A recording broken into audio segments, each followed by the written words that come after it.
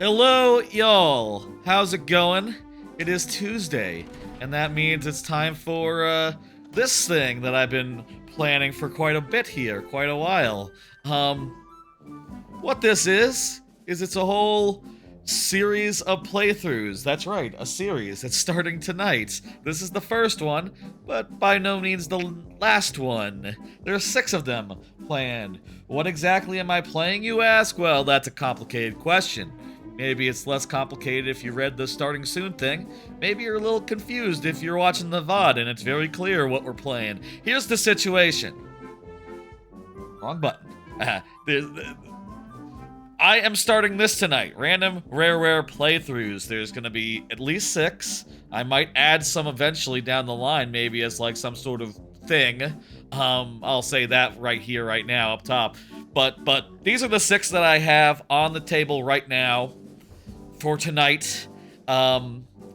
Basically, I'm going to spin a wheel, and whichever of those 5 games it lands on, I play. Did I say 5? I meant 6. There is one that is secret, one that is that has yet to be revealed and will not be revealed until it is landed on. So that's fun. Let's run through the games real fast before we get into this. Let's do that just as a primer and to go over what we could get here tonight. First off is Cameo Elements of Power. I'm gonna go clockwise around the wheel that I had in that promo image. First off, Cameo Elements of Power, an action adventure game from the Xbox 360 launch lineup. It's pretty fun. Basically, you play a fairy who transforms into like 12 different elemental spirits. Each of them has like different gameplay. Usually an ability used by the left trigger, an ability with the right trigger, and then an ability with both put together. And sometimes it's a little bit context sensitive, you know. They'll have certain, you know, you'll like enter a mode by hitting one trigger and then fire by hitting another button in that mode, you know. It's a whole thing. It makes sense in context. You'll see it's a bit of fun. There's like 4 worlds. It's fun. I like it. Second off, we have Star Fox Adventures Dinosaur Planet, as it is sometimes called. I guess I didn't realize that, you know, I'm looking at it here, the actual box. It doesn't have Dinosaur Planet on the box itself, does it? I thought it was Star Fox Adventures : Dinosaur Planet, and that's what I'm going to call it, but it's Star Fox Adventures Dinosaur Planet. It is a game where you go to a planet full of dinosaurs as Star Fox, and it's sort of like a Zelda Light. It's not a Star Fox game in most ways, in most respects. It sort of was a thing where Rare was developing a game that wasn't Star Fox. Did I say Sonic? Wasn't Star Fox, and then Miyamoto said, hey, that guy, that main character, he looks like Fox McCloud. You should make him Fox McCloud, and they obliged, and now it's a Star Fox game, and one that, like, Star Fox fans sometimes are harsh on because it's not proper Star Fox. But really, there's not been a great Star Fox game that was a Star Fox game since 64, so jot that down, I guess. Star Fox Adventures, I like it a lot, and it'll be fun to see if it comes up. Grunty's Revenge is an isometric Banjo-Kazooie. It's sort of like Banjo-Kazooie. You're running around collecting jiggies in a bunch of open worlds in the sense of like there's 6 of them and they're middle-sized. You know, it's not like an open world game. It's more like an open zone game, I guess. But you know, there's like 6 worlds, so it's shorter than a usual Banjo.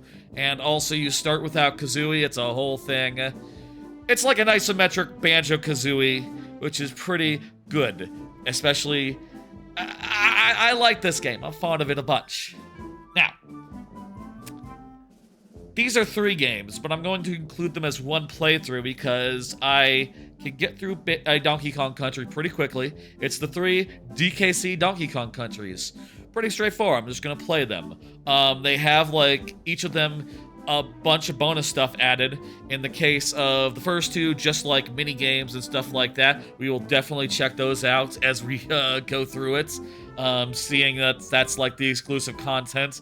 And in DKC3, there's a whole world that is added, as well as a different soundtrack. In addition to mini games, there's still new mini games. Don't get me wrong there. Mini games are a big part of DKC3 on the GBA, but there's also other things. Also, those games, they're like differently sized. They handle a bit differently. Like, it's been a while since I played these versions, so I can't remember off the top of my head like how they feel different, but the sprites are like a different size. The levels scale is different, is off. It's weird. It's like, you know, if this was today and they put out ports of this type, you'd go, what the hell have you done? You've mangled them. You've done like a Chrono Trigger to PC version. What have you done? But at the time, it was cool. Finally, hello, Rock Party. Finally, the last game that's possible is Conker's Bad Fur Day, which is a... It's hard to describe it as a platformer because it's not really the point.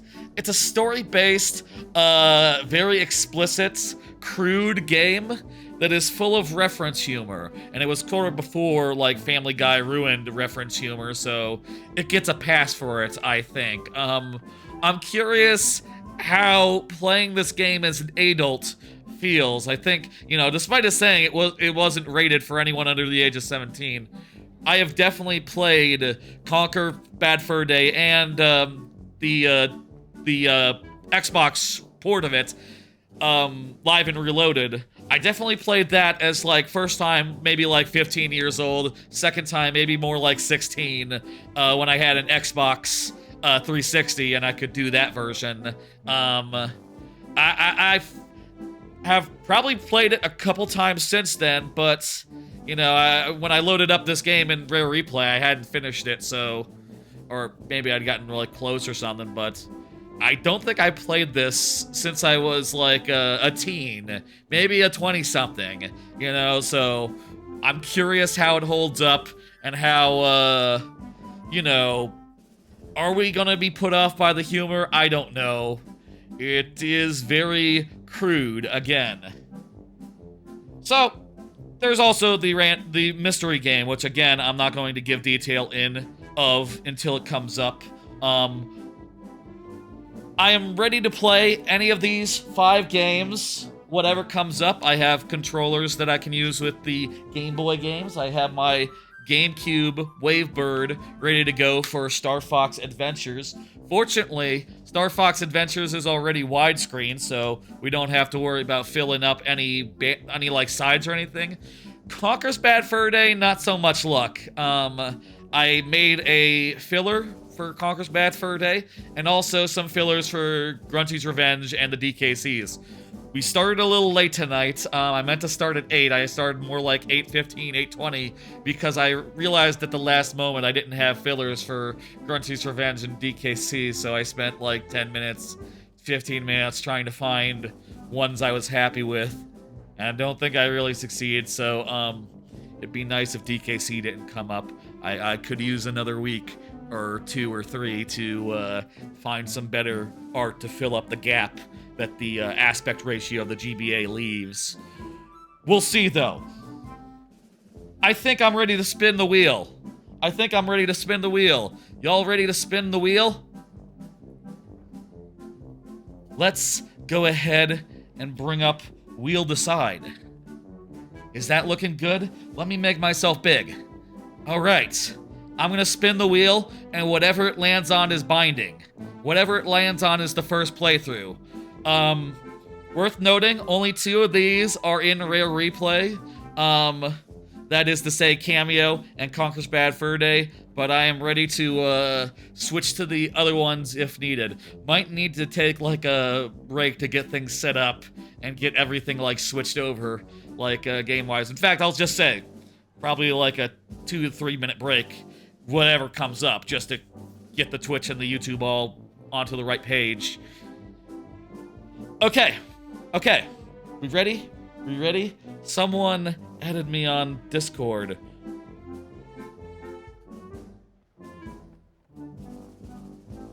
Don't be weird. Don't. What are you doing? Let's go. Ready? Here we go. What's it gonna be?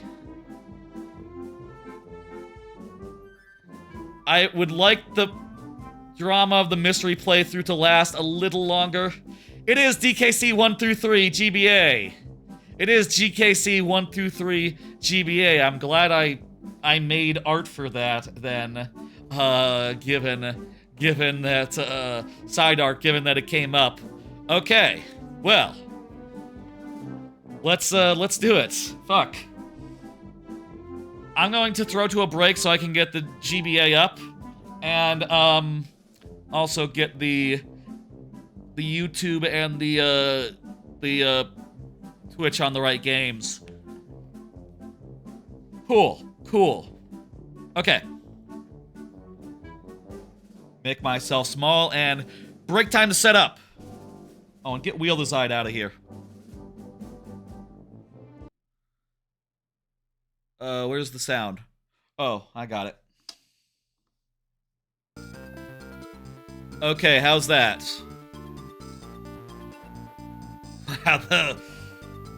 One thing you forget about the Game Boy Advance sounds, sometimes they don't quite measure up to the original, do they? It's you know, I played the more recent DKC's versions, you know, and the originals. The music usually sounds better, huh?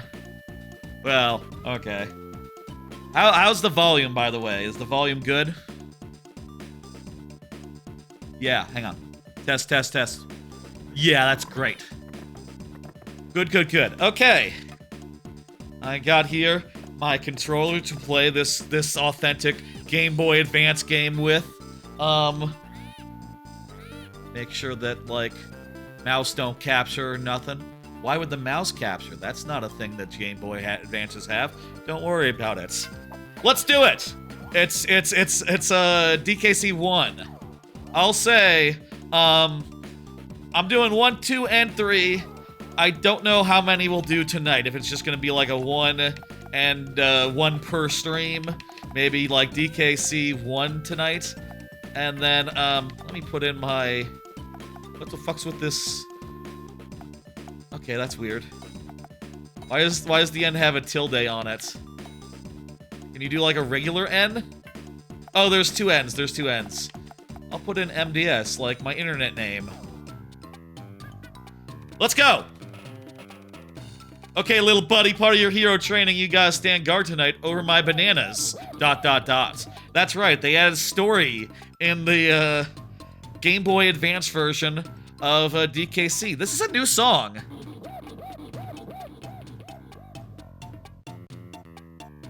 People don't talk about this song. This song is entirely new. This song is not in the other version of DKC. Huh. In addition to story, there's like actual... I mean, I guess there always are. Like, there's minigames and stuff. All that has original stuff, right? And maybe even original music, huh? I completely forgot about that. I think everyone did.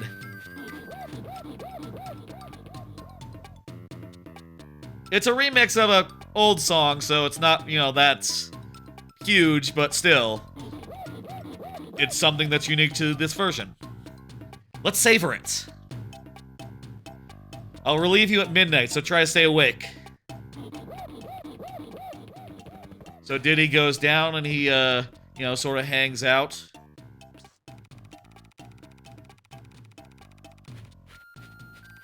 And then some Kremlings get him. They're ropening in from above.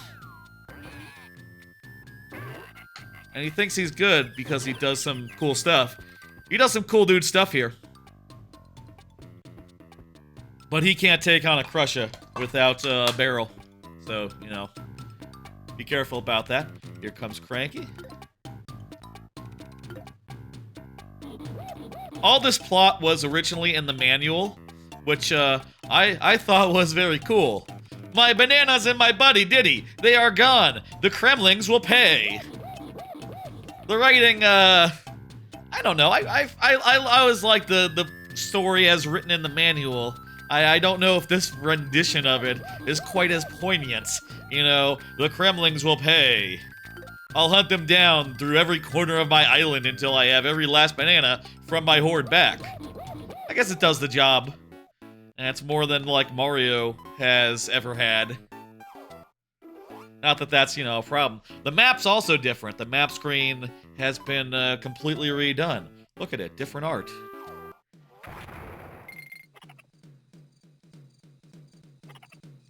Does this look weird? It does a little bit, huh?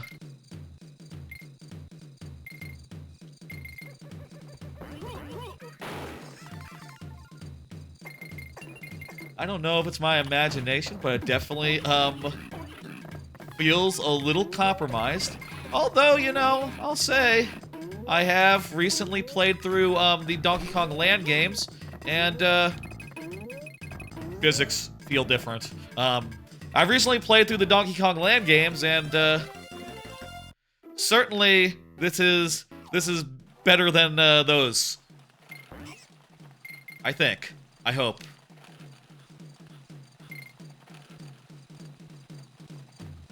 What's the frame rate of a Game Boy Advance? I guess is something that I'm wondering now as I play the game. Also, it is very bright compared to the original. You know, you gotta remember, Game Boy Advances, they were dark. You could not see them properly. So what they ended up doing was making some dark stuff light, I guess. Kind of awkward, kind of awkward. Like, this is a stormy storm, and its background is blinding white. I guess, hey, you know, that is a kind of storm that exists, you know, like, sometimes it's so stormy and foggy you can't see more than, like, 10 feet from you. That's what this version of Ropey Rampage is supposed to be. Okay, I accept it, that's fine. Good. Perfectly good. Head cannoned away. Acceptable. Why is the cave light, though? Why is the cave so bright? That one's harder. What the fuck? There's, like, achievements? I'll say we are not, I am not going to commit to 100%ing these. Though I guess I should go into a bonus just to check, like, did they add some sort of, like, collectible to the bonuses here? I'm curious because I don't remember.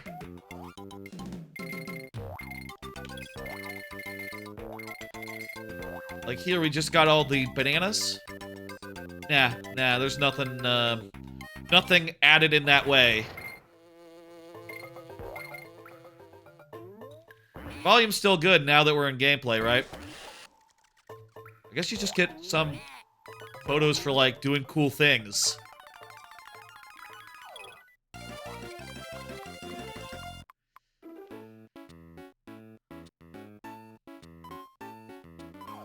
I guess the thing I'll say is that, you know, at the time this came out, this was before retro collections, and before, like, you know, games were just available from past generations. The idea of, like, emulation, or...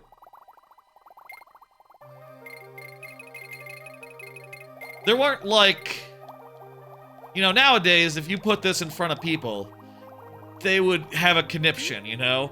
They have a conniption when it's like, okay, well, this fog effect does not work properly anymore. And this one, it's like, well, the sprites are the wrong size, the sound doesn't sound as good, these effects are broken and weird and not as great. What did you do? But you know, technical limitations were like the main thing, right? Like, yeah, the Game Boy Advance, as much as it's like GameCube-like in ways, it also is not Game Boy-like in other ways. You know, where some of the advanced tricks that DKC used to get by and work on a SNES just didn't work on a Game Boy Advance.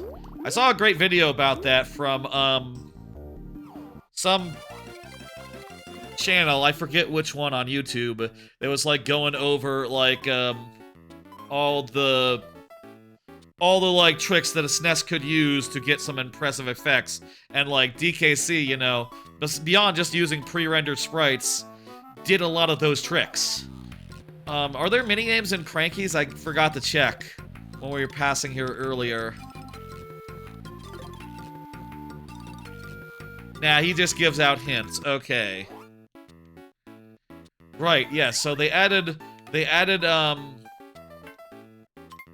you can now just save the game wherever you are, so that's nice.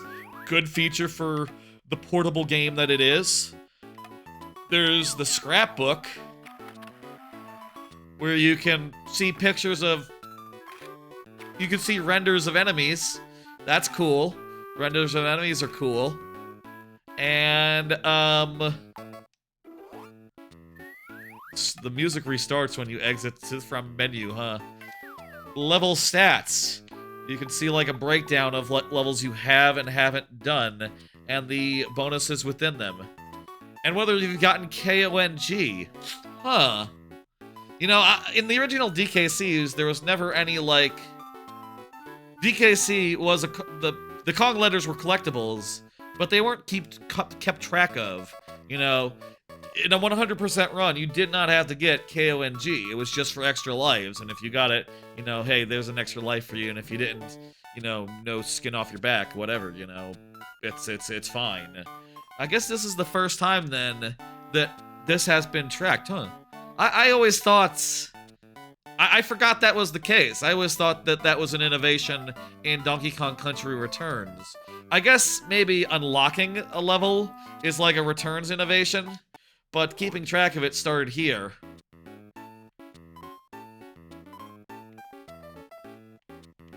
I kind of just think KONG is best as a optional doodle, you know? An optional, you know, thing, whether you get it or not. I don't think it should be quite so, critical. This is the first barrel blasting level. I think they added a sound effect. When you enter a barrel, I don't think that made that boop boop boop noise before in the original DKC. I could be wrong. Correct me if I'm wrong, but, you know, I'm 99.999% sure I'm not. I've played those games so many times, you know?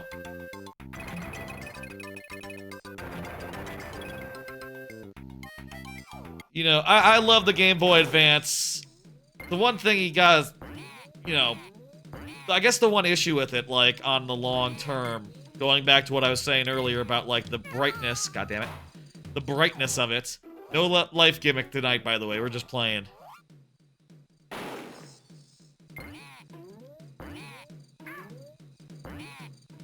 That, I wasn't gonna say anything, but does the extending roll feature work properly in this port? Usually in DKC, when you roll through an enemy, that refreshes your roll, so you can roll through a whole bunch in a row. Did they break that in the GBA games? That's not good if they did. Maybe they just, like, didn't understand what that did. The camera here is not being good.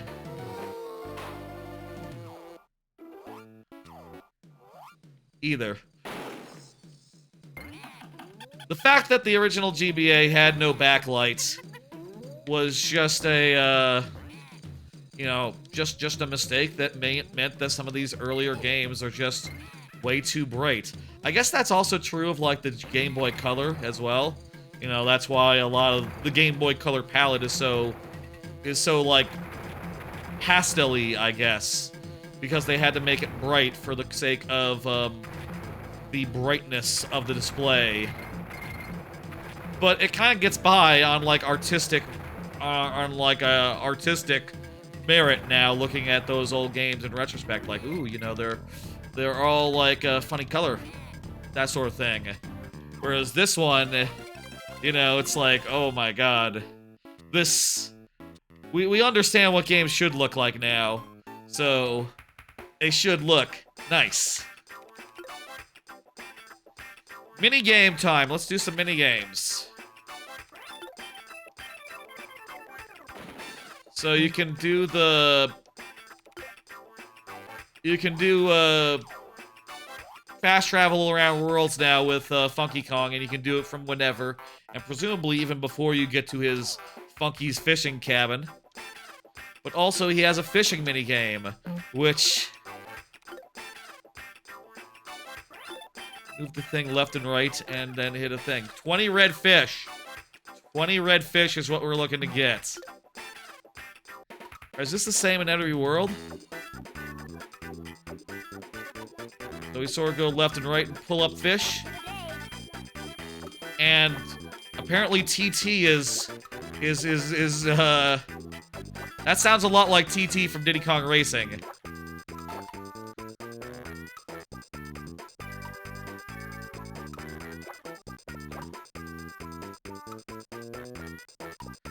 You can make it go up and down by, blue is bad.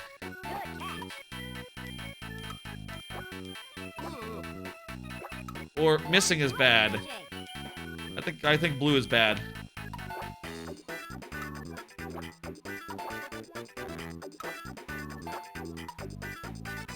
I guess, hey, more original music here in this version. I don't think we want crabs either. Donkey Kong, you're gonna have to get closer to me.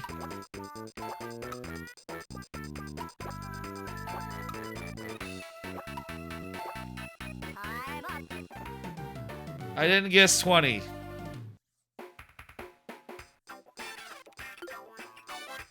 I think you'd better try again. Should we try again? I'll try again. You know what? I don't think we're gonna play this, like, more than once. More than... I think this is gonna be the time. So let's just do this, and, you know, we'll just, This is the content! This is what they added! This in the Candy Kong minigame, which we will also see right now. You were supposed to play this and go, oh my god, new content. Wow. Catch of the day.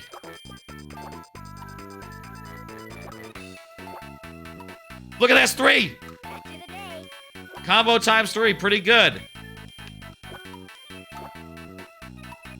Wait, do the yellowfish count? No, they do not count. They are not red at all. Weird that they didn't just put a regular-ass timer. They just put, like, that tick... That thing. Up there.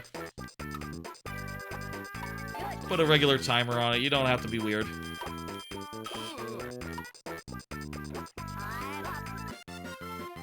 I feel like that should be like a buzzer beater, you know, or... A buzzer beater has to beat the buzzer, I guess. You can't go in, like, after the thing ends. That's one of 2 original minigames they added. Let's play the other. Candy's Dance Studio. This song's okay.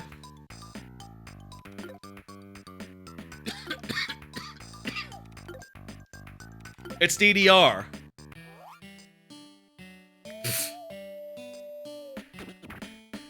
Oh.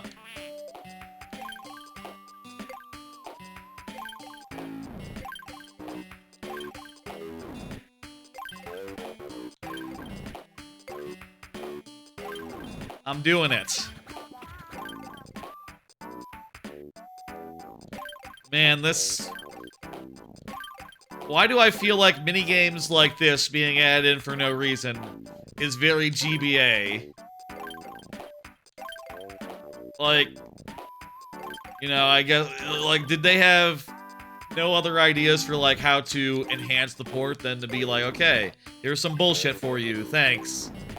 I guess that's sort of the reason why, like, Mario... The Mario Advance games have, like, Mario Brothers, the original one, added in as a bonus thing.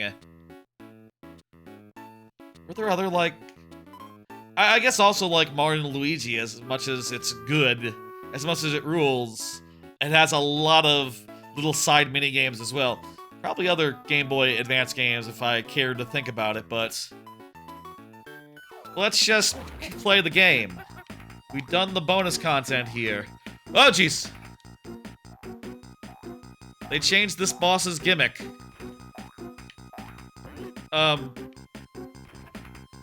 It just does a big jump once now. Before jumping bigger than before. Okay, that's fine. That's not too different. Another thing that they added to this version. Frankie comes in and says hello. And says, like, good job, give me your banana.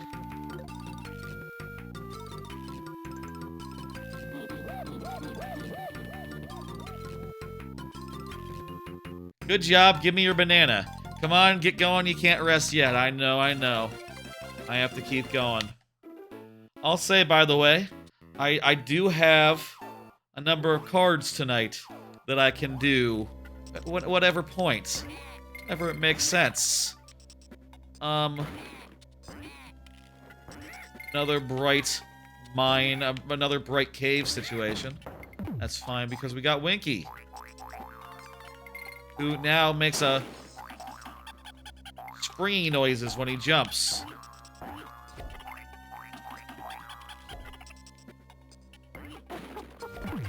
Nice Winky. Here's a card. What? Where? Where's my card? Hang on. Let me check something. What the fuck? Where's the card?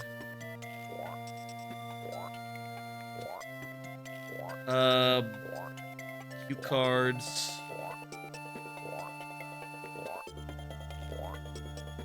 Hang on, let me...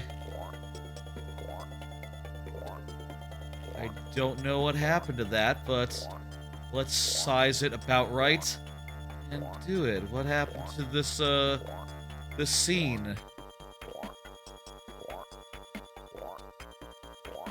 Weird. I probably fucked it up on other scenes as well. Maybe it just got fucked up on its own. I don't know. Did you hear about flu and maybe COVID? Seems like a whole bunch of stuff's going on as far as that goes. Seems like it's getting worse this season instead of better, question mark. Oh, I'm just noticing these are bonus barrels now rather than, have we seen any bonus barrels previously? Or has it just been like holes in walls that we've gone into, you know, as you do with holes in walls? I think he goes through those things. That's fine. We don't need him. Seems rough out there. I'll say I'm getting a little worried about that. I saw on Blue Sky, or someone posted from Blue Sky, a COVID-style, like, watcher account. And they were saying that, like, 1 in 80 Americans has COVID right now, or some place reported, like, 1 billion different new infections. I don't know what's going on with that, and I couldn't find anything else that would, like, substantiate that claim. But, you know, fuck, we live in a world where that's information... We're like, organizations like the CDC are being impaired or broken down, so, man, I don't fucking know. I don't know what's going on out there. All I know is that I woke up with a sore throat and a bit of a cough, so I took some Dayquil and, you know, worked from home. That's fine. I can do that. I'll say I haven't done a COVID test in the last couple years, so, you know, anytime I get sick, I guess I have no idea if it's COVID or not, but... You know, I took a booster like a couple years ago, and I got the vaccine when everyone else did, so... I'm hoping that that it's, like, mild now, mild enough where it's just basically interchangeable with the flu. But also, I have no fucking idea.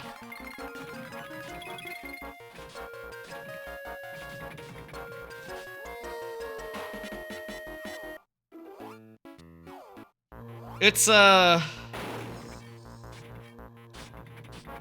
know, seems like it's huge this season, the flu. And since I work out of an office now, I feel like I've gotten sick more in the last year than I have in the last, like, 10 years.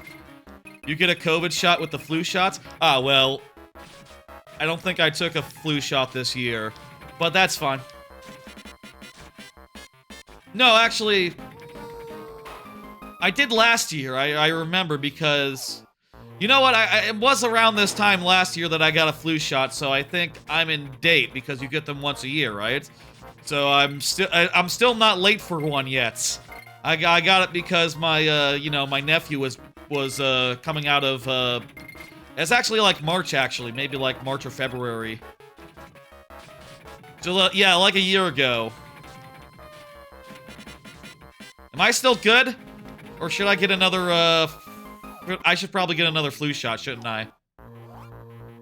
That's one of the many things that, like many Americans, I forget to do and forget to concern myself with.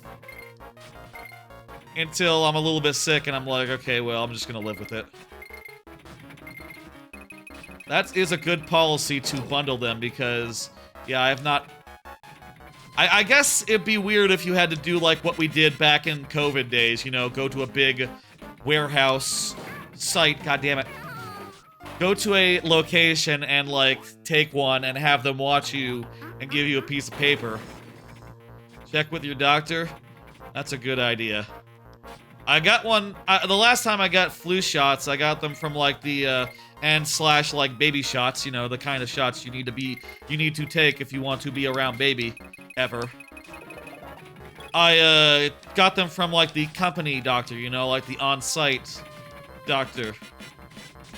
My company, my work is, you know, a big enough location where they have on-site, like a nurse or whatever, who can give you flu shots. Which is convenient. Very convenient. Screwing up a lot here. Maybe I should focus.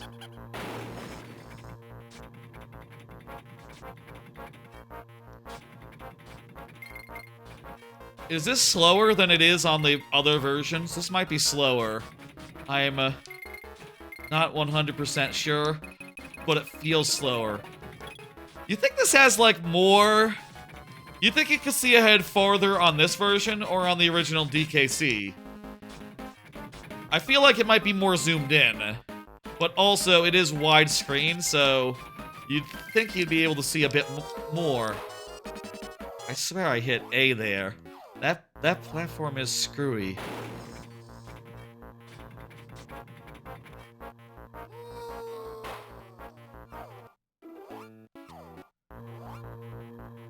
I don't know.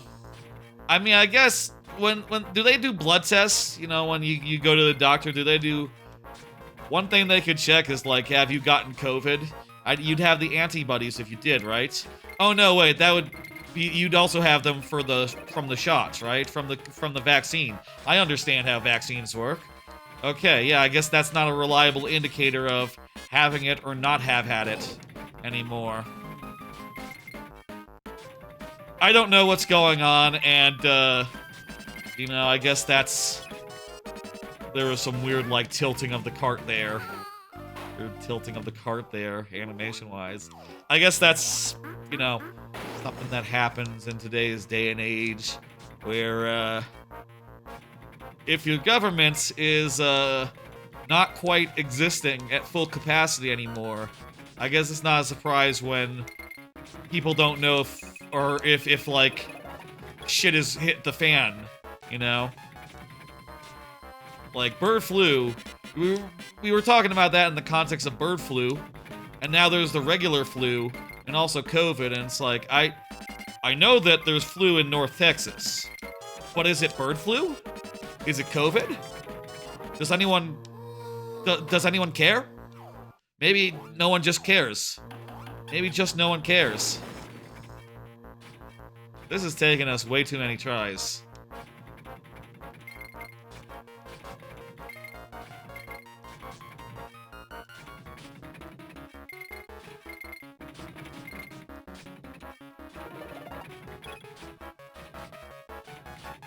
You know, this does feel like it's gotten faster.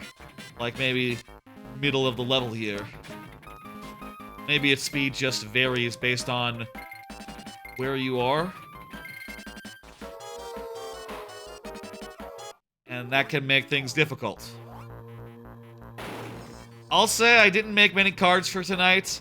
Only got 7 in total.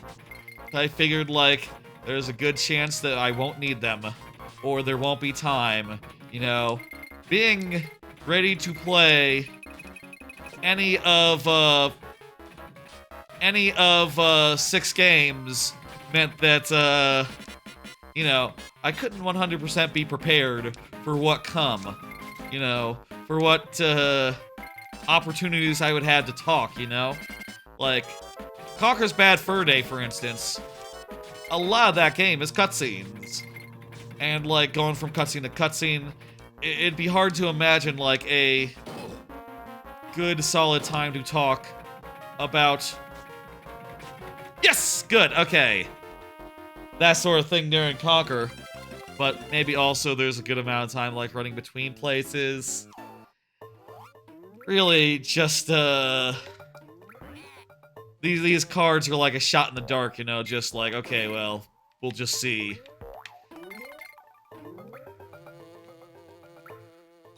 But this game, we should be able to just, like, tear through it. And go fast. And, you know, even if we do, like, do something reasonable, like, say, okay, DKC1 tonight, DKC2 next week, DKC3 the week after, even if we do, like, split it up that way. Instead of, like, you know, maybe doing, like, halfsies. Half of DKC2, that sort of thing.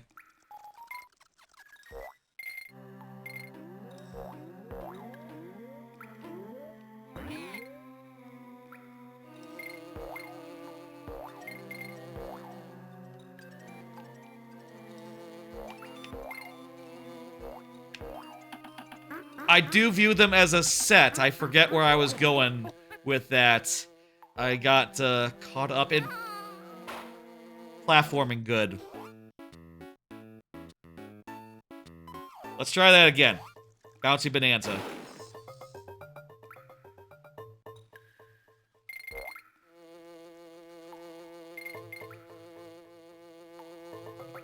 No, we should get Winky. We should get Winky here. We can get Winky here. We should get Winky here. Let's get Winky here. We'll see. I'll say, like, it's been an hour? And I guess we're on World 2, so maybe 1 game a stream would be reasonable. Then again, if I did 1.5, it would, more like, set the tone and set the idea that these are a set and not just, you know, here's a playthrough of DKC, here's a playthrough of DKC2, you know. Then again, I have been saying shorter streams will be good now and again. And, you know, this could be one of those.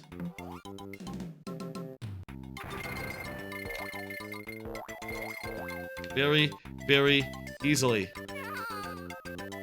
Heard how he makes that noise when it's just exiting the minigame, the bonus game, you know?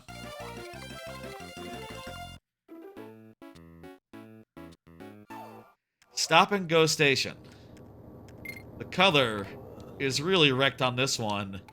The red is way too red, the green way too green, and the enemies are, like, untouched by it. What are you gonna do? Sorry for burning any retinas. Look at that, there's just a camera collectible just sitting out there. I forgot they added collectibles, additional collectibles in this. We haven't seen any others that are just, like, out there in the world, huh? There are 52 cameras. Does that mean there's one per level?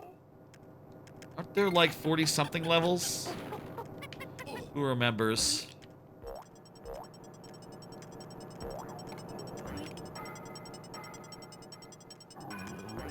I feel like you get less height off a bounce than in... Maybe I'm imagining it. I feel like those bounces weren't going as high as in the original. How about another card?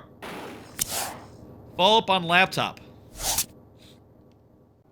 I said last time, or not last time, but the time before, really. God damn it. Don't need this. That, my laptop, I sent it in for repairs, it came back with additional damage, which was quite annoying, considering, like, that's, you know, whole point of sending it to repairs is to get fixed. Instead, like, on the way back, it seems to have, like, gotten hit by something in transit, and a big gaping hole was put into it, and a cracked screen. The screen was cracked. I got nothing further to say on that. I got the repair thing right after the last stream. That repair thing came in, got the shipping label, and I sent it off yesterday. I will say one more thing that I realized, and I'm quite annoyed by, after, I sent it off. I looked a little bit more... Let's do this bit real fast, and then I'll tell you what I was saying.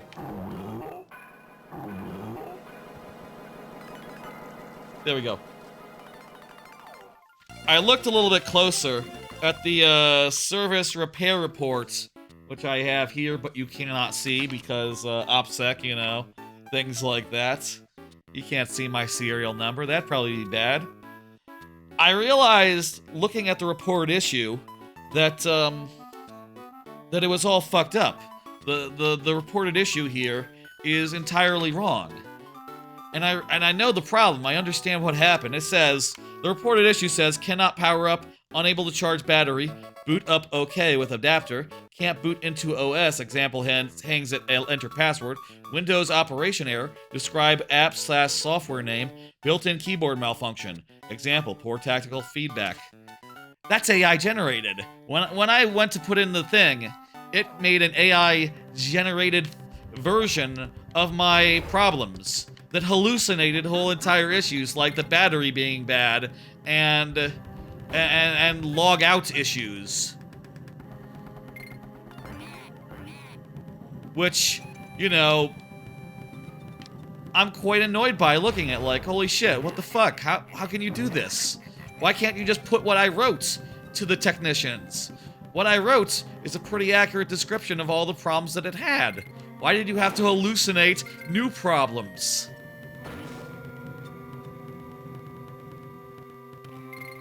I guess I'll say also, like, even if they didn't quite get the nuances of, like, you know, the nuances of the actual issues that I described to the AI, I guess, were lost. Like, okay, the hibernate option is stuck on closed lid. So when I close the lid, it goes into hibernate rather than sleep. And also, I can't change it back to be sleep. They didn't figure it out, but they did at least, like, when I got it back and the screen was cracked, they reset it to factory standard, so, you know, whatever issue happened, whenever that happened, it would be undone by just getting rid of all my, futzing around with it. You know, which, I guess, unintentionally would have solved my issue, but I'm still annoyed by the fact that the issues were never conveyed to them. They never understood what it is I wanted them to fix. You know. But, by sheer coincidence, they managed to fix them, so what the fuck. And I presume then they spent time, like, trying to see, like, oh, what's wrong with the power? Power seems fine to me. Futzing around with that one, yeah, that was never an issue. That was never an issue I had.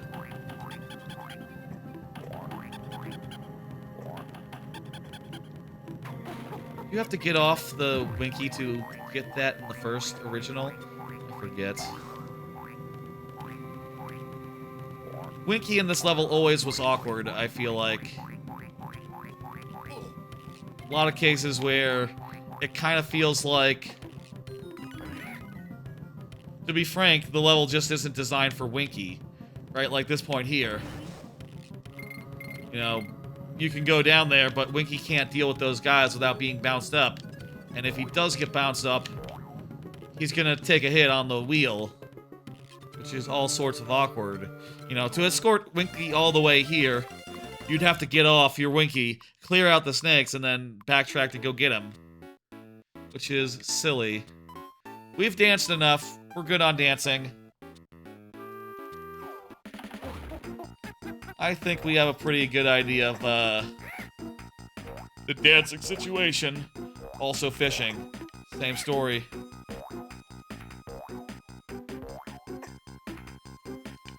I think in this case, the invulnerability aura looks pretty goofy on Necky. Necky Jr. Not a fan of that. Not a fan of that change.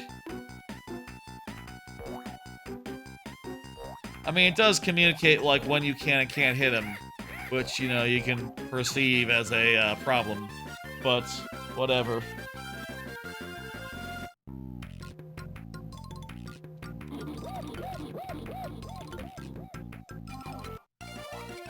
Let's continue. Vine Valley.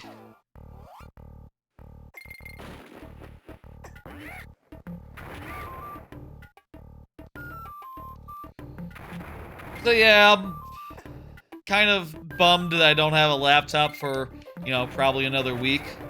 Probably until next week. Whatever.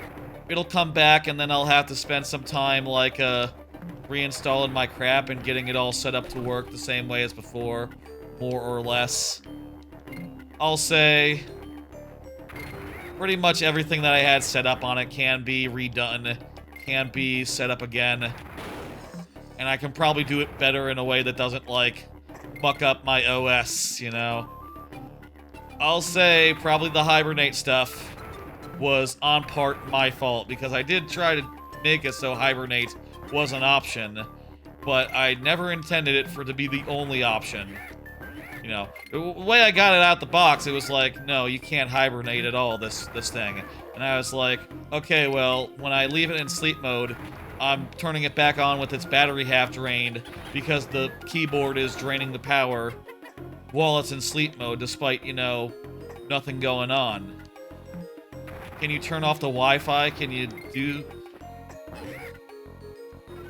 Also, when I connect my headphones, it stays connected even in sleep mode, which means that my headphones get like an annoying message like, you are out of range, if I walk away from my laptop, even if it's in sleep mode. Which, to me, seems ridiculous. If it's in sleep mode, it should just, you know... I bet I can resolve those minor inconveniences in ways that don't fuck up the thing. You know, I did spend a while looking for, like, some sort of option to be like, okay, turn off Bluetooth, radio. I guess if I'm just concerned with turning off the Bluetooth radio, that probably is accomplishable. Like, you can't just do that in Windows. If I can do a macro that, like, automatically activates when I put it to sleep, and then automatically activates a second time when it wakes up, that would be ideal. I don't know. Okay, it looks like the multi-roll is working. At least in that case, I was able to roll through multiple dudes without a problem. Maybe it's a question of how long it is.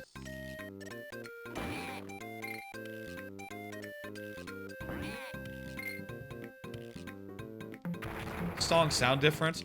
I don't think in the original you could jump to the top barrel there.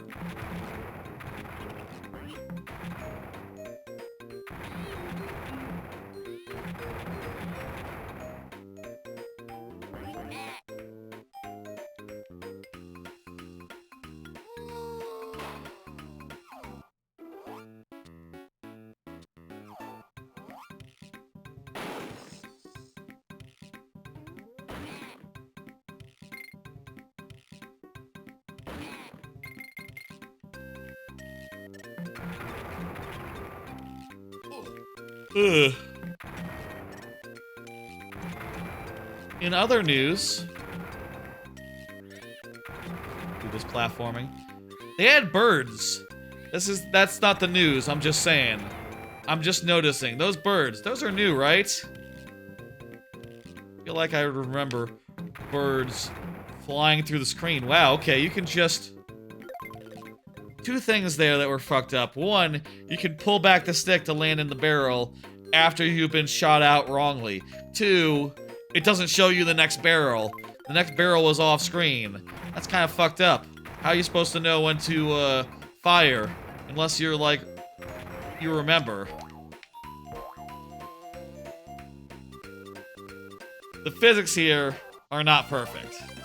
I feel like the jump height is lower. In particular. I mean, jump height being lower or higher, that'd be an interesting, like, Kong difference.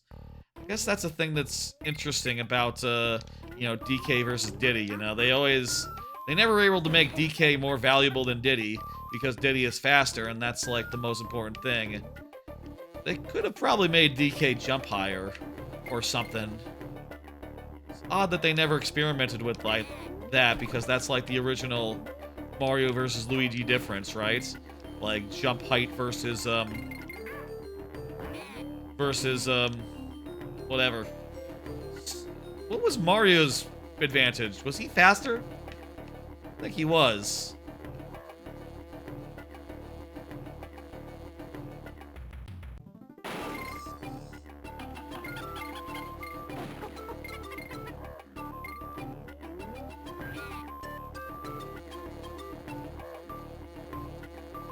I'm not sure this rope feels right. There's like a little bit of startup on the rope now. Like to actually get going. Maybe that's just with Donkey Kong, I don't know. But it feels a little bit off. I'll say that right now. It's fine though, I guess, I don't know. It's just, ain't right. Ain't right. I played DKC enough times where I know what's right is right. Can you do the middle trick? Yes. Say the middle trick. It's not really a trick. Just, you know, you can get through the guys in the middle and it's fine.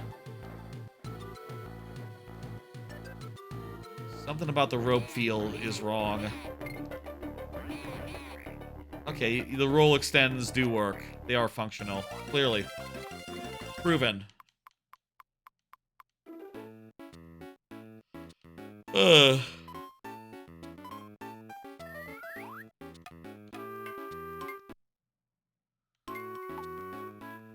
can save game. We can continue. This sunset is really yellow.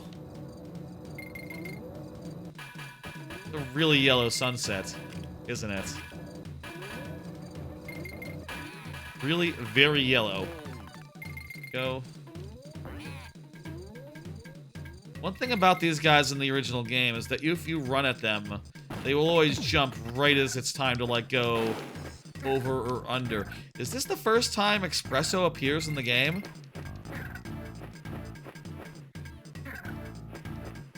You know, I think it might be. Huh. I never thought about this being the first Espresso.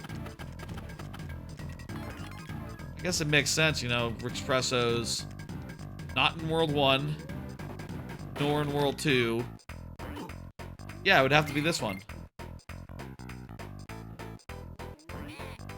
This is just so late in the... How was that a hit? Come on. That was a clearly fucked up hitbox situation. Also, I think they reversed the order of levels here, wasn't it?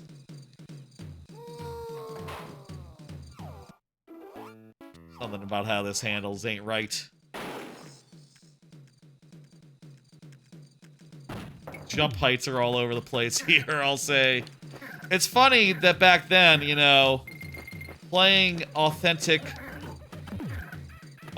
ports and, like, ports in general and, like, retro versions of games, you know, were not a thing yet until, like, the Wii. And, you know, maybe then it was a bit until it caught on.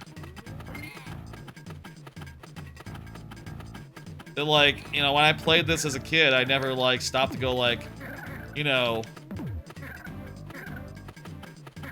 I was just happy to be able to play DKC portably, and also without plugging in a SNES. Which was a big time save, a real nice thing. The portability, especially. But, you know, maybe it doesn't age super well. I'll say, I still think they should add this to GBA Online, the Switch Online service. They add the advanced games, the Mario advanced games. I think they could add this one as well, even though, again, clearly in the inferior version, I'll admit. You know, maybe there would be some who would say, like, well, 3 has to be the definitive version, actually, because it adds, 3 is pretty good, actually. It adds a whole world, but I'll say I think that world is probably, like, the most mid world in the series, that is to say, the least good. And I would include, like, you know, returns in that conversation. You know, I just recently played through Returns again on the HD version, and that last world with the new levels, it's fine. Those levels are fine. Those are perfectly good levels, and you know, in a one-to-one test, I would say that they are better than Pacifica's levels, actually, even though they're, like, made by Monster. Pacifica also probably not made by the people who originally made the original levels, you know, so another, like, weird case of some guys who didn't make the rest of the game getting in there and making one level. You can stop that guy from firing his ship, that's just by having him be off screen. That's funny.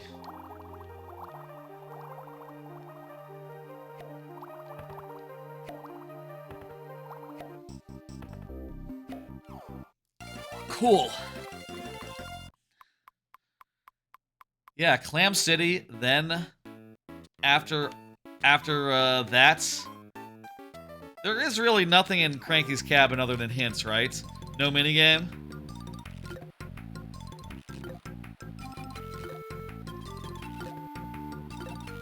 He's just telling... I think I read somewhere that they add some unused text that was unused in the original game to Cranky's place.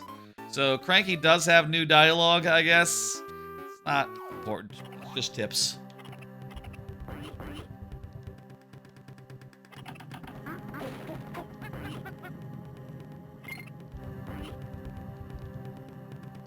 Feels like there's a bit of an awkward stop when you stop rolling in this.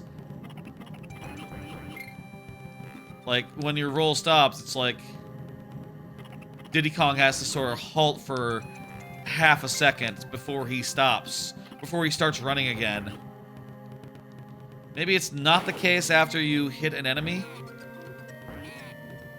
Yeah, it looks like it's not the case if you hit an enemy.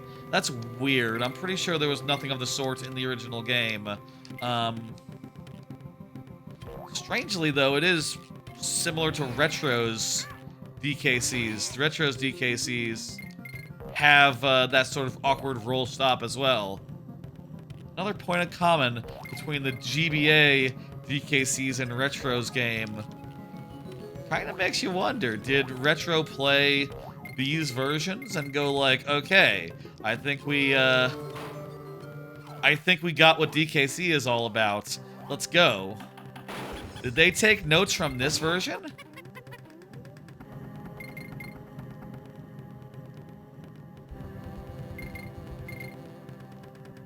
Maybe I'm imagining it. Maybe it was always like this. I don't know. But I played it enough times where I feel like I should know, and that I'm probably right.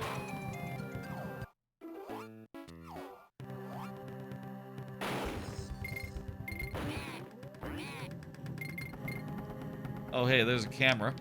Sure, we'll go get the camera. Is there a camera hidden in every level? They're so small, they're kind of hard to see. Easy to miss. Especially if some of them aren't really there and just like, okay, roll through this set of enemies and you get a camera. Or maybe it's just like roll through X enemies, jump on X enemies. Maybe there were just like two scenarios, a couple scenarios that give you the extra cameras, and then, you know, we already got them probably.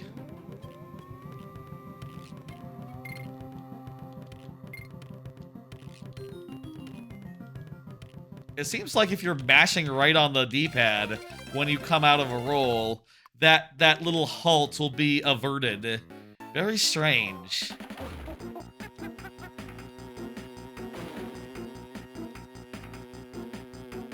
This boss is different. They made it look like the one from DKC2, where shield of zingers surrounds it before you can hit her again. Interesting. This is arguably a big improvement. Nice, nice change. Good change, GBA version. Good change.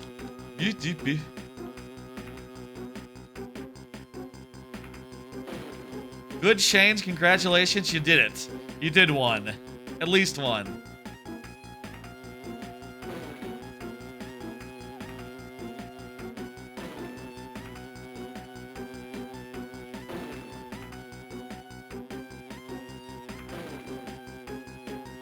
And it comes in different patterns, too. That's pretty cool.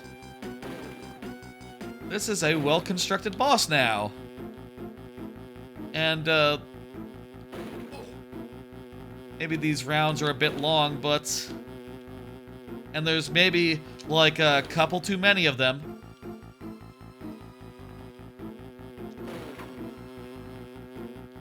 But they're different.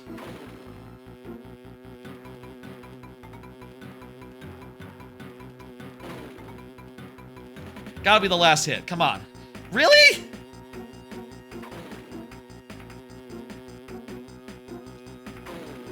I mean, some of these rounds are really cool designs, actually. For what it's worth. I'm just saying, like... 5 hits, bit many. Rule of 3. Rule of 3 was in place at this point in time. There was that rule. Frankie's gonna take our banana, that's fine. We're halfway through the game. It's been like an hour. Been like maybe an hour and a half. So we're making perfectly good pace.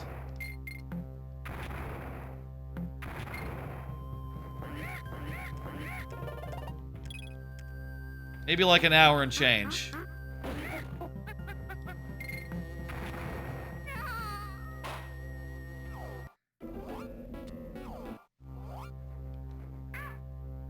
I'll say if we finish the game around like 2 hours, I think let's go into DKC2. Let's go into DKC2 and like not separate these VODs just by like game alone. We'll try to do like a little of each, and we'll try to do the whole kit and caboodle in 2 streams. I think that'd be nice. And then we would, you know, like I said up top, it'd be it'd be time for another game, like, a couple weeks from now. I'll say my plan is to, take a week off between games, between playthroughs. Not in this case. Not in the case of these 3. You know, they're kind of being treated as a set here. But, like, between this one and the next spin, there will be a 1-week break. Oh, hey. Good.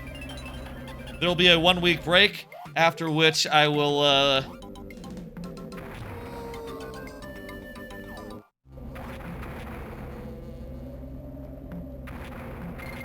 Hey, we got the secret, secret path, sheerly by mistake. I meant to use skill to do it, if I hadn't fucked it up, and just effortlessly cleared it. Whatever, it's good. This map screen, I don't like it as much as the original. I don't like going right to left here from the start. I like it more when it was right to left, sort of like a reverse C. Now, maybe it's more of a, like a right side up C, or a right direction C, more like a this situation. Yeah, like this from your perspective. There we go. Not a fan. What? Did it look like I was picking something up? Oh, maybe that was the start of, like, the hand slap animation. Or the duck and cover animation. Either one. You know, if I had to say... Is this level up there? What's the best level in DKC? I think this level is great insofar as it's like a completely original one, a completely original aesthetic. You don't see this anywhere else in the game. I think that's rad as hell. And I wish that there was a second ice cave level. You know, they do a whole cave world. Ice cave level would have been perfect in there. I kind of don't know why they didn't. Other than, like, yeah, it was probably plain and simple development constraints. They had to ship, and there wasn't a second level of this ready to go. This is reminding me, though. There is, like, another thing they added in this. They added warp zones. And when you... Or they didn't add warp zones, but they did make it so that when you go into a warp zone, you get, like, a special screen that's like, hey, warp zone, warp zone.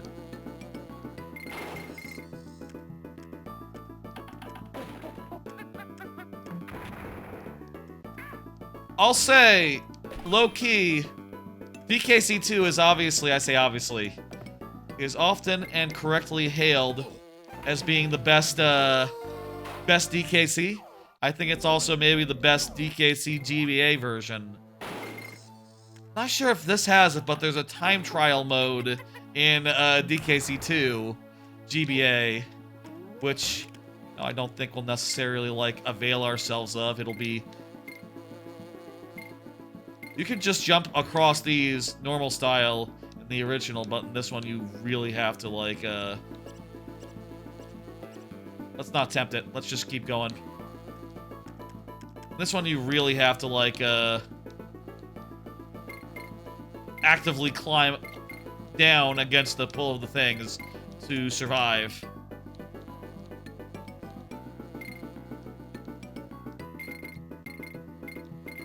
How about another card? It's been a minute. Also made that easier to get, I guess. I don't know why they did that. How about another card?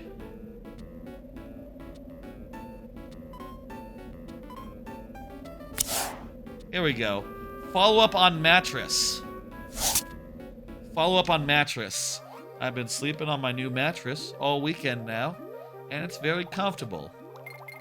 I will say it's not like the most perfect thing in the world. I feel like the way that it bends, my mattress is like a fancy Tempur-Pedic. Very fancy, very pricey. Went kind of splurged on it. And I feel like, you know, after 10 years of having a crap IKEA mattress, this is a big step up. And it is. It's extremely comfy. Though I will say sometimes my feet go up the end. With the way that it bends, right? I feel like the bend is like lower than my waist would be. It's more like... Or rather, it sort of ends up with me lower on the bed than I usually am. Which will take a little bit of getting used to. There's also, like, no place... Previously, with my old bed, I used to secure my weighted blankets under the bed by, like, tethering it to some things that were hooked onto the, They were hooked onto the slats underneath. I guess originally I had them hooked up to the cover sheet, which I guess I could do again if I really wanted to, but with the way that the base works, I feel like that would be awkward for a bunch of reasons. So I've been looking into, like, duvets and duvet covers because the weighted blanket has, like, hooks to be hooked into the inside of a duvet, and if I had it, like, secured like that, I could be assured that the weighted blanket would never slip. And, you know, I'll say I ordered some insert with, that's like I like it, but I didn't order a duvet cover to go around the duvet inserts. I don't know what a duvet is or why they call it that, but, you know, I'm gonna try it as an option. I'm gonna try to, like, tether the weighted blankets corner dealies to the comforter insert corner thingies, and if that doesn't work, I'll get a cover and just put them both in there. I might get a bigger weighted blanket. I've been sort of thinking like, well, you know, my current one is 15 pounds, right? And it's like regular human size. I don't know I feel it that much. I feel like that weighted blanket just doesn't make enough of a difference for me. I'm thinking like, you know, just getting one that's like 30 pounds, like twice as heavy, maybe also spread across the whole bed. I'm not sure if that's a good idea or a bad idea. I think I heard somewhere that like, oh, you're supposed to have like 10% of your weight. And this would be more like 15%, 30 pounds would be, but I can't feel it. I don't feel much of nothing with the weighted blanket no more. I need to be like, I want more weight in the weighted blanket. The only thing that's making me hold off is I looked at some options on Amazon, which I don't know like what the best way is to browse or to find or to research these things, honestly. And I feel like I can't really trust the Amazon picks and the Amazon reviews, but that's what I got. And also the one on Amazon that looks like the most popular is like $100 for like 30 pounds. You know, so it's like, okay, well, you know, obviously I just splurged on Tempur-Pedic, so I can't afford $100 for a blanket if I really come down to it, but like, and it's like, okay, well, I don't know, man. I already got one, and it's not that I'm dishappy with it, it's just like, you know, I think it could be better. I've also gotten rid of one of my sheets, which I usually previously had on top, and added like a bit more weight. So, you know, a weighted blanket would help to make up that difference of like not having that firm blanket on the top layer anymore, on account of heating concerns. But I'll say, like, goddamn, that shit is soft and comfy, and you know, so long as you like deal with the temperature issue, which A-Trainer Derek, yes, that's interesting that the GBA versions were your first. I had it on the GBA, but I think GBA 2 or DKC2 is like the best one of those, insofar as like you know, they add extra collectibles across the board, the time trial mode. There's some good things to say about that one. First time you beat DKC2 was on the GBA, but SNES was your first? Oh, so you didn't actually... It took you 15 years to finish? Dang. I mean, I guess I'll say I had trouble with it as a kid as well. And, you know, definitely these games took me ages. Yeah, totally, same. They took me ages, and also I had to, on the boss fights, I had to call in my dad and be like, Dad, you do the boss fights, And, you know, somehow he managed, despite playing less games than I do, you know. He was never a big gamer. Well, he told me, like, when he was a teen, he had, like, a NES or something, you know, before he went off to Navy, but, and had me. But, you know, I don't really count that much. I'll say, like, he doesn't really have that much... He doesn't play that many games these days, so it's kind of weird.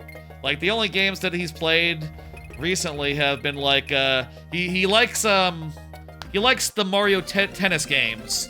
He likes to play those with me, and I haven't played those with him in, like, 5 years, so, you know...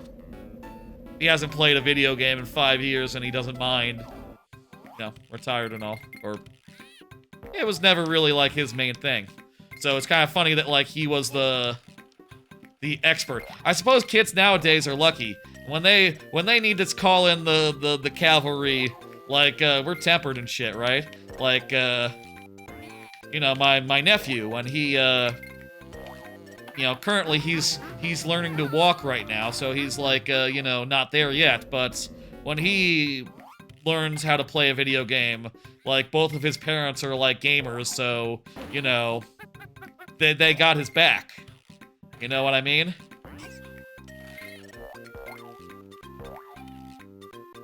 And his uncle's a gamer, too. Whole generation is gamers. I say that and then I die. That's normal. It's normal for gamers to die in games. I wonder if the GBA version is easier in these games. I say it's easier. I was just wondering, like, how it was that you beat that one first, back when. Well, I guess you can save. You can save in the middle of the world, so if your problem is, like, getting to Candy Kong, getting to the save point, then this would alleviate that issue. You were never home, so you played it a lot? Ah, that's also probably a factor, yeah. Just being able to play this one on a go versus, you know... I say that. I guess I do literally play Switch games more because I can play them on the couch or while watching something. The advantage is definitely there. Also, being able to take it places, you know, to family gatherings and stuff. I definitely played, you know, handheld games were big on trips and stuff. Like, I remember the first time I played Chrono Trigger, it was Chrono Trigger DS, and, I played through it all on a trip to the Jersey Shore. Which is where, I'm in Texas, but, a lot of my extended family is in, New York or Florida, and everyone takes the trip, oftentimes. A lot of the family takes the trip to Jersey for a week to, you know, have a vacation and family reunion type situation. Haven't attended those in like 5 years since pre-pandemic. This year is the first one we're going to in a while since pre-pandemic. That'll be fun. I'm nearly dead. I should save the game. So yeah, I'm nearly out of lives. If this had been the original, I'd be in a pickle, but it's actually cool. Actually fine. I can't remember the last time I ran out of lives in the original DKC trilogy. I feel like something's different. I guess I'm blaming it on like imperceptible handling changes. I say imperceptible. You put this shit side by side, you will see some differences. But like, you know, it's from this game is like if you reconstructed DKC from memory and you did a really good job. You know, it's like, oh, this looks right, seems to play right, but like, you know, I bet like the physics are a little bit off, the jump heights are just a little bit off. Enough is different to pose a challenge to muscle memory. We're like, what was that? The tire wasn't bouncing me up, wasn't bouncing me properly. I swear that should have killed that guy. Also, I swear this is different. I just don't know how. I saved so we're cool. I saved so we're cool. Yes, save. Oh, look at that. You can also save and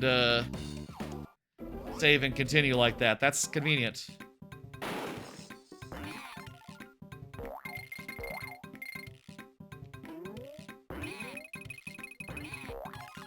I'll say a small thing that I think would be cool. I'll say this idea that I've kicked around a couple times. The DK barrel is really late into the stage, huh? That's the problem. That's the thing. That's why. I think it would be cool in a modern type game to play around with this sort of like limited lives world run, you know, go through a whole world without losing any lives situation. Like in World and the original DKCs. I think it'd be cool to play with that gimmick again, but as like an optional challenge thing. And maybe even like a, you know, make it work like Rayman, where it's like, okay, to unlock this world, you need to collect this many bonuses. And have the classic approach as like a answer, as like an alternative. Like, okay, you can either go this many minigames, this many bonus levels done, or you can just go, but you'll restart the world if you run out of lives. Have fun.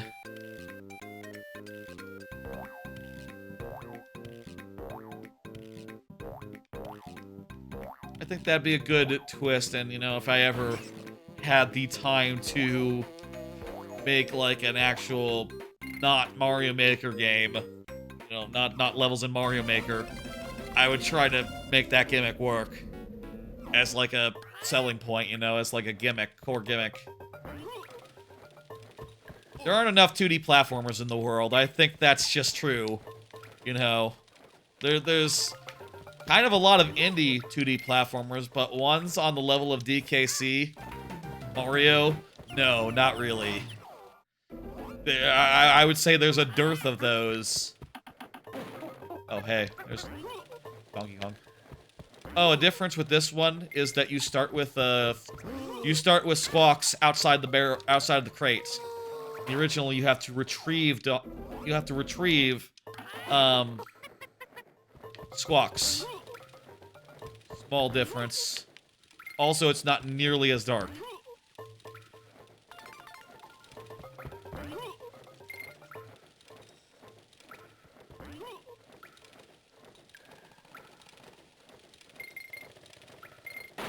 It'd be interesting to play the Game Boy Color version of DKC.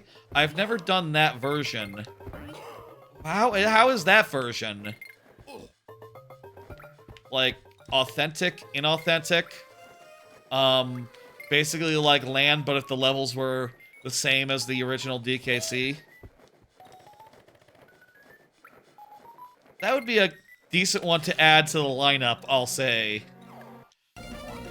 As a note, this is, again, a whole series of playthroughs. There's 5 others that are planned for sure after this. I would like to, for the birthday stream this year, have a sub-goal that can add, like, a couple extra games. I'm thinking... Here's what I'm thinking.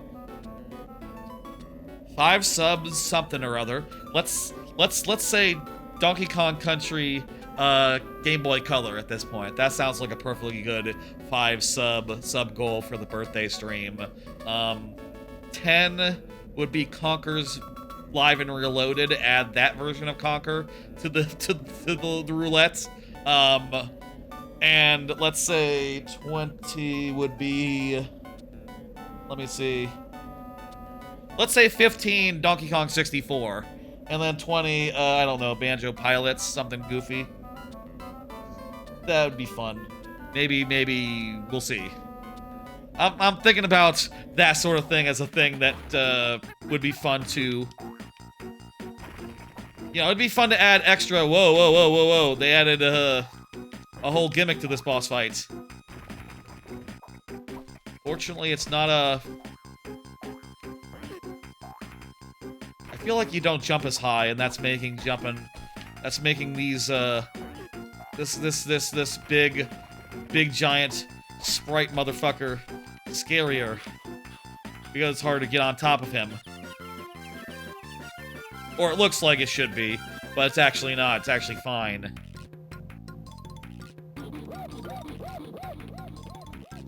Yeah, this guy is a reskin of an earlier boss. It's fine. That sort of thing will happen. We'll work that out. I'll say I'm a bit reticent to be like, you know, I'm a bit hesitant to put, like, bad Live and Reloaded on there if, like, the first Conker hasn't come up. You know, it'd be silly if, like, oh, there's 2 Conkers on the wheel now, but maybe that'd be a fun way to do it. You know, just like, there's the chance of getting either one. That's like months from now, so there's a good chance we will have played it by then. You know, I reckon we could probably do at least one of these full playthroughs a month. You know, probably like 2 to 4 weeks for each. As far as like which ones would be shortest, I think Grunty's Revenge would also be pretty short. I think Grunty's Revenge is maybe 5 hours long, maybe 4 hours long. Like, if Grunties or Ends, maybe we could do in one stream. Honestly. Maybe we could 100% that in one. But...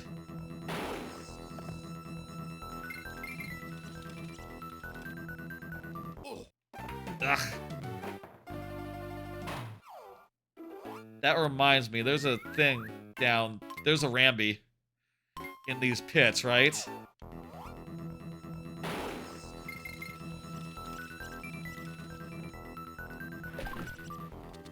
Oh yeah, they make you work for that Diddy Kong barrel.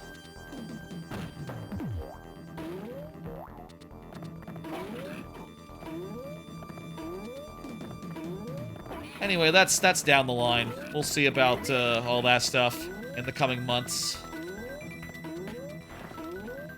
I'll say I am planning a couple. I am planning a big stream for like the spring season. I've done a big stream around like early March for the last couple years on account of I hit affiliates, Twitch affiliate around March when I originally started streaming. Fuck. Damn it. But that's not really the reason for it anymore because like, you know, I don't think anyone really gives a fuck about, like, when they started, when they got affiliate in particular. That's just, like, a arbitrary milestone at this point, right? 3 years later. Like, who gives a fuck? The streamiversary in general is much more auspicious, but Twitch on the back end lets you set, like, a date for your affiliate-aversary. You know, for affiliate-aversary stream, so, you know, I'll do that, and also then just do a big, long stream. My plan is to try to do Simpsons Hit and Run in one stream. I'm not sure if I can, but I probably can.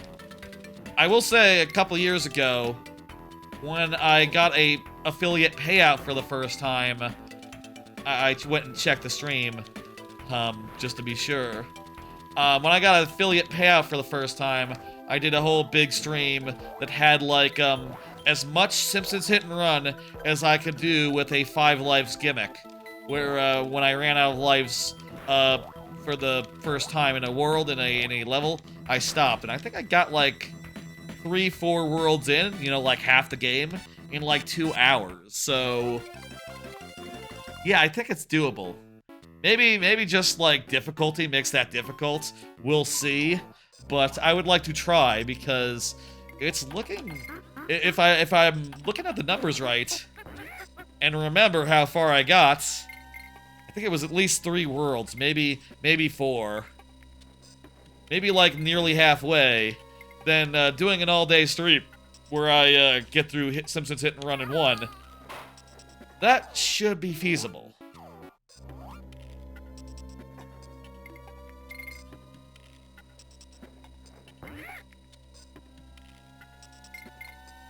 Ugh. My arms are sore. I'll say I've been sleeping alright. I slept like 8 hours last night. I went to bed real damn early. You know, I say real damn early. Not that early, actually. I was real damn tired because the previous nights I didn't get much sleep at all because I had that nearly 11-hour Twilight Princess stream that ended at like 4 a.m. So I was only able to get a few hours sleep, and then like by like 5 p.m., you know, after work, I was damn close to collapsing. But I stayed awake, watched a bunch of anime, and you know, only after that was done, I went to bed at like 11 p.m. Sometimes when I'm like really struggling with it, you know, like struggling to stay awake, watching some animes is difficult because like, okay, well, I'm sort of drifting off a little bit and I miss like a couple of words and it's like, god damn it, I missed the subtitle. Then I watch other anime and I manage just fine. I wonder if that's just like a quality difference, if this like, okay, well, some anime, it's just much easier to stay awake for. Or maybe, like, once I finish that anime, I stood up and I, like, you know, had some food. And maybe that woke me up and made me able to, like, stay awake for the other 12 that I ended up watching. Not 12, you know, it was like 5. I didn't watch any of the stuff on the thing. You missed Twilight Princess? I'll say, you didn't miss the end of Twilight Princess. I didn't finish the randomizer. I'm damn close. I'm like literally one item away from go mode. And then at which point we just have to defeat one dungeon and then Ganondorf. But like, I have to finish that. That'll be on Thursday. That'll be Thursday, 8 p.m. on Twilight Princess Randomizer. Finishing that. The VOD is, of course, available. And on the YouTube, it has all sorts of timestamps. Marking, like, you know, where the dungeons are. When I did the first two dungeons that I had to do. And, I also put a point where I put a timestamp where I got a really good item that, like, ended a period of, being super stuck and basically getting down to the last check and being like, okay, if it's not here, I have to raise 1,000 rupees without any means of raising money because that's all it could be. And my god, when there's just 2 checks left and one of them is, like, a money sink, and it turns out to be the one that's not, my god, that's just, like, the biggest, best moment in a randomizer. I definitely would exclude the Mallow Mart shit next time I set up a seed. Lessons learned. Also, I would start myself off with a sword. It doesn't make that much of a difference. The first sword doesn't make that much of a difference one way or another. And also, I was like 5 hours without one. That was fucking... Man, like, what the fuck? I can't... It was so long until I found even a goddamn stick to swing around. Ridiculous. Next time if I do Twilight Princess Randomizer again, I'll give myself the Orden Sword to start, because really it does nothing. It doesn't open any checks. It's strictly a aesthetic thing, and strictly a, like, oh, you want to fight enemies not as the wolf? This guy usually would walk around along the platform and only fall off at this point, if in the original game. That's a difference.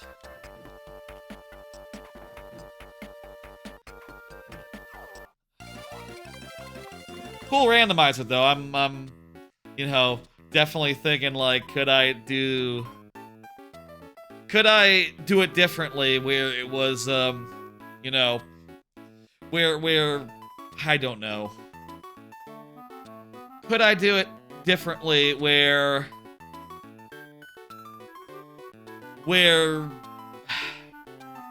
could I set it up differently where it didn't take 12 hours? I don't know. That's something I'll figure out, like, you know, if I ever decide to do it again after this one. Which, you know, there's so many randomizers out there. It's hard to find time to do one multiple times, you know, but hey, it's fun, so would definitely be interested in that. Definitely be down for it at some point.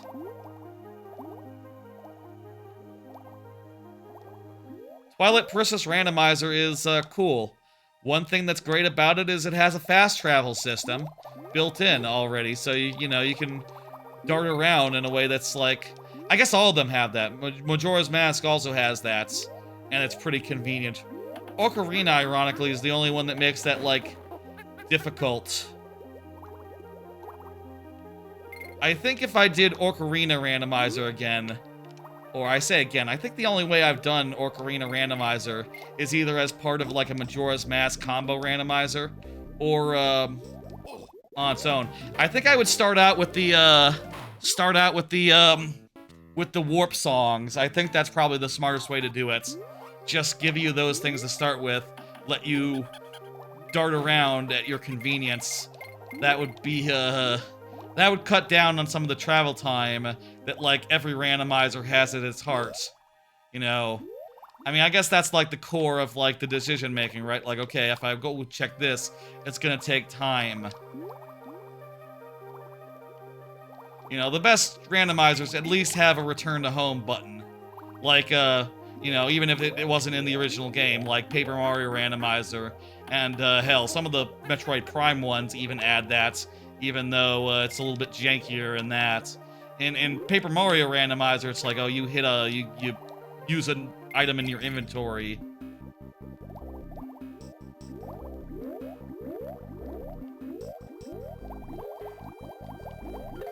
It feels like it's getting hot in here. Let me check my my thermostat.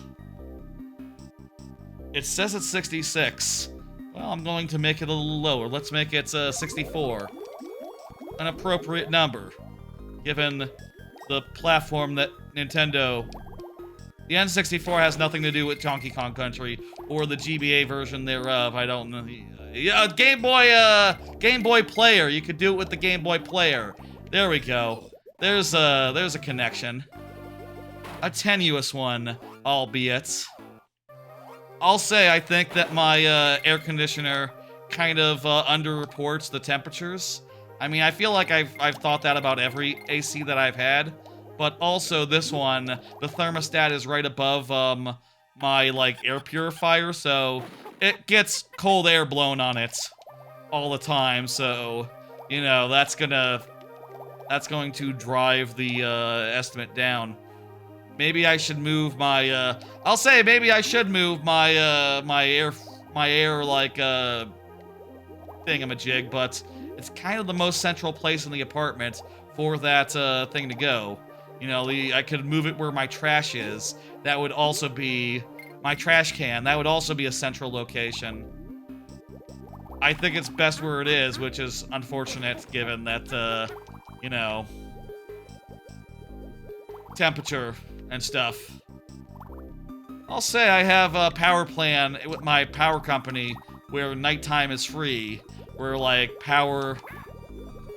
These are originally synced up in the original game, these tires, I think. They usually arrive at the same time. Don't quote me on that. Power used at night is free, so I have no issue with making it as cold as I want to sleep with. I will say I've been putting on a little fan also and having that blow on me, which helps with the Tempur-Pedic heat factor. I'm hoping I did order a cover sheet. I'm hoping the cover sheet helps. In fact, hey, I'm buying more things. Like I said, I bought a duvet cover. I bought a duvet insert for the bed to replace my current comforter that I'm hoping to tether and connect to my weighted blankets. I'm also ordering a mattress protector thing for between me and the top sheet and the mattress. I'm just hoping that is reasonably nice. I feel like yeah,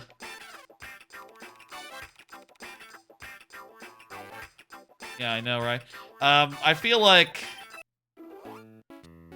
I'm not sure if I ordered the best ones. I feel like since Wirecutter sort of became a more corporate thing, it's been harder to know what's the best of any product category other than just using Amazon's recommendations.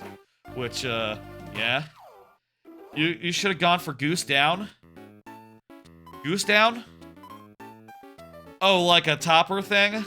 I got a Tempur-Pedic Rock Party. I feel like I don't want anything... I don't want that much between me and the mattress.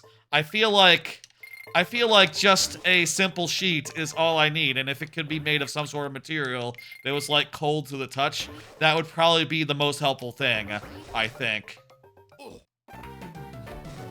I feel like that timing is different in this version. Maybe my imagination. Maybe my imagination. Goose Down goes in a duvet. Oh, okay. Yeah, I'm really not sure what... I'll be honest, I don't know what's in the duvet inserts. I just went with one of the higher rated ones on Amazon, and one that sort of looked a bit like my current one. I really don't know what a duvet is, other than they got those that hitbox is weird. I went right through that hawk, and I did it twice in a row. Isn't that weird? I went through that mini necky. Y'all saw that. twice. Yeah? I don't know what's in a duvet or what a duvet is. Where the term comes from. I just know it has little hooks that you can hook your weighted blanket onto. Or, you know, you're supposed to put it into a cover. A duvet is a cover for a comforter. Right, yeah, I'm getting an insert. And, I sort of want... I'm sort of thinking about getting a cover as well, because then I could just... Because then the weighted blanket can just be, like, locked in place, you know, like, secured, and it will never, like, slip down low on the bed, which has been a problem before that I have solved by, like, tying it down, and I think I can no longer do that with the Tempur-Pedic.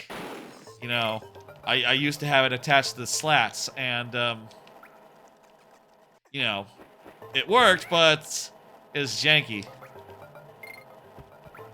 How do other people keep their weighted blankets from slipping down over time? I guess, actually, if you made your bed, like, stripped it down, like, more than once every blue moon, that wouldn't be a problem, right? Like, I have heard it said that you're supposed to wash sheets, like, fairly often? Like, how often is it normal to wash sheets? I think I've heard it said, like, oh, it's normal to do it on a weekly basis, and it's like, oh, that's yeah, I guess, you know, monthly basis, that would be, that's still, you know, a little too much work for my taste, you know, I remember the last time I washed my sheets because I did it when I got the new bed. Once a month you do? That's probably reasonable. Yeah. I do it like once, maybe every 4 months? Maybe? Maybe more like 6. I don't know. They seem fine.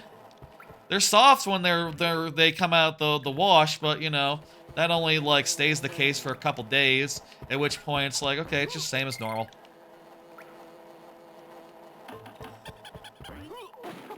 And, as far as I know, you don't wash a comforter. Or, at any rate, it's all, you gotta do, like, a fancy process. You know, that comforters, they're not, like, machine safe. I put my old, like, mattress topper thing into the thing, and it was, like, one of those padded ones. You know, with, like, some soft stuff at the top. Got it from Target. Put that through the wash, with the rest of the sheets, and it got all, like, all the fluffy bits got all bunched up, so it has, like, a weird bump stuff. You watch the duvet? Like, the outside, not the inside. Right, because the duvet cover would be just a protector. I swear this feels a little squirrelier than feels a little squirrelier, this version. Also, I have kind of acclimatized to, like, whatever frame rate this is. It looks fine to me now. Whatever.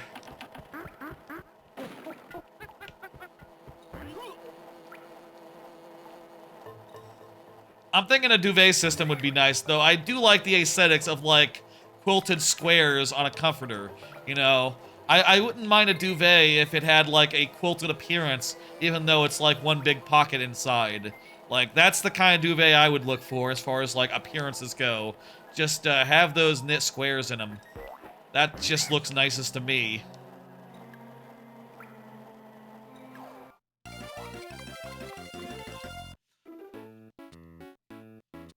For me, it's not really about the, like, oh, wow, this is actually dark for a change. I forgot what world we were in, somehow, and was taken aback by the factory level. These are in a different order, actually. You know what? These are in a different order. Usually you would go through Poison Pond. I say usually. In the original version, you would go through Poison Pond, and, there's actually a lot of non-factory levels in the, we did go through Poison Pond, but you would go through... You'd go through... In this, it was, the first factory level, the first cave level, then poison... Actually, that is the order, isn't it, in the original?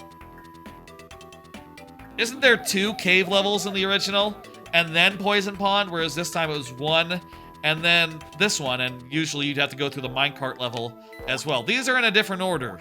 These levels are in a different order. It's hard to, give all the specifics off the top of the memory. I'll say I also have been buying some other stuff. Like, in particular, let me see. What did I order recently? I ordered some new shirts. Some new shirts from Land's End for, like, business style. Ordered some new shirts, you know, for, like, work. I've been using shirts I got pre-pandemic for a while, which was fine because, you know, it's not like I wore them during the pandemic because offices were closed. But I figured, like, okay, these current Land's End shirts seem... I got one for Christmas, and it seems like, okay, this one seems a little nicer than the ones I have, and a little, like, thinner, maybe? Maybe a little bit better fit, I don't know. So I ordered a couple more, and, you know, I don't wear those on stream, so y'all will never see them, but... I don't know. Maybe I should buy more than just one kind of, fancy work shirt. Maybe I should have, like, a stable of those, and not, like, 7 of the same kind, but in different colors. Mind you, I like, at the start of a day, like, picking out, like, okay, today's a red day. Today I'm going with the orange pair. The orange shirt.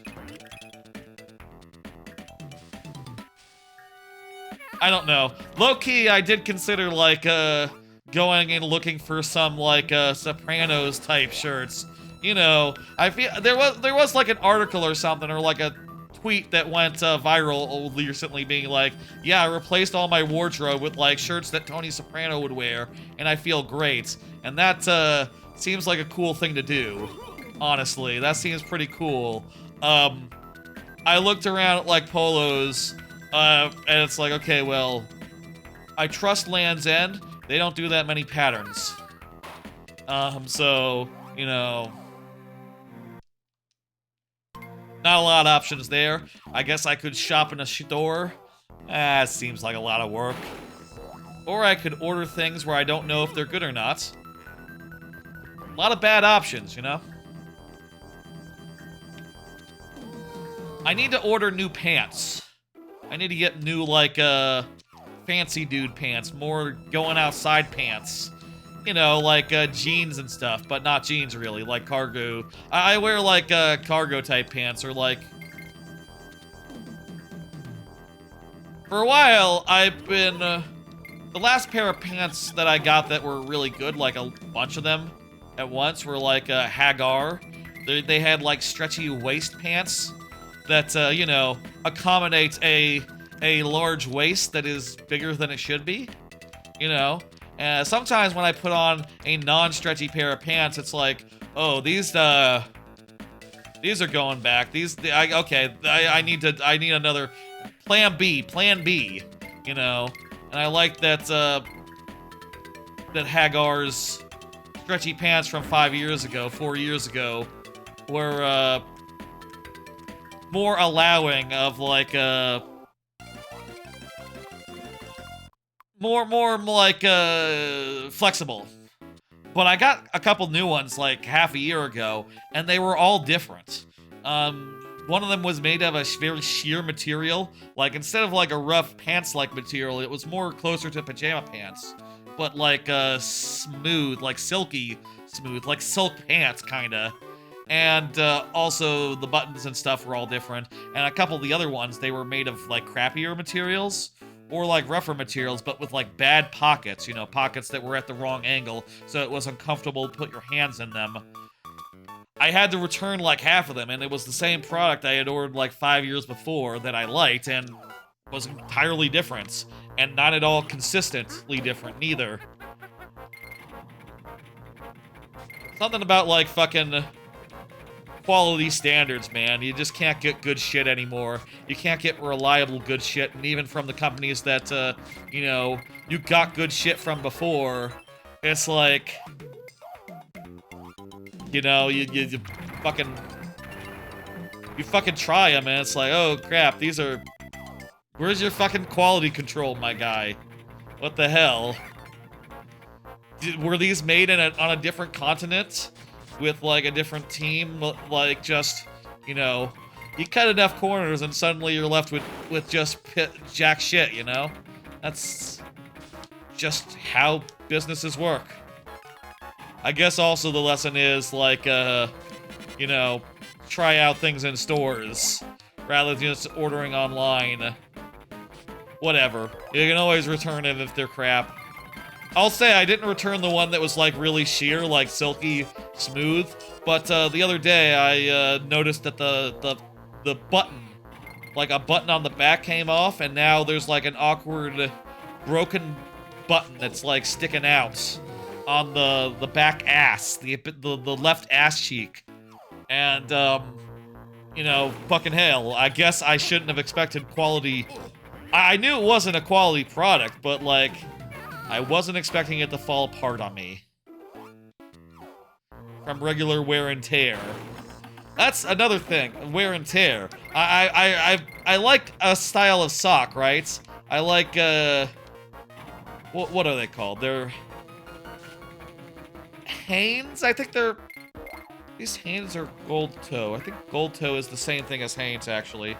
They're like comfy Hanes sock, and they come in a bunch of colors, and I've gotten like a couple sets of them like throughout the years. I got one set like 1 year ago, and like half of that crop of socks has already developed holes. You know, currently I'm wearing a pair of socks from like 5 years before, no holes. The pairs of socks that were from like a year ago, lots of holes. Quality control, man. It's not what it used to be. Things are made cheaper than ever. They cost more than ever. Fucked up. Really just disappointing, you know? And it's not even like, okay, it's not even like I'm 40, you know, looking at stuff from like 30 years ago and being like, they don't make them like they used to. I'm looking at shit from like 5 years ago and going like, man, pre-pandemic, they used to make socks good. Like, man, that is, crazy. I mean, I guess I'll say the obvious. I could just switch brands. I could try a different brand, but I don't know. That seems like a lot of work to find a sock. Also, I don't want to replace all my socks. I just want to add to that, you know. I just want to make sure I have plenty between loads of laundry. I bet this boss will be unchanged. This boss is already pretty sophisticated and good. Oh, no, it's different. You have to throw a barrel now to actually, like, damage him. That's actually kind of a smart change, considering that, you know, before there was no indication that it was survival, you know. Before, you just had to trust that, like, oh, I don't see what I need to be doing, but probably nothing is fine. Some of these DK's GBA version boss changes are not bad. I think the other games don't have as many boss changes, though 2 and 3 do have new bosses, so that's not nothing.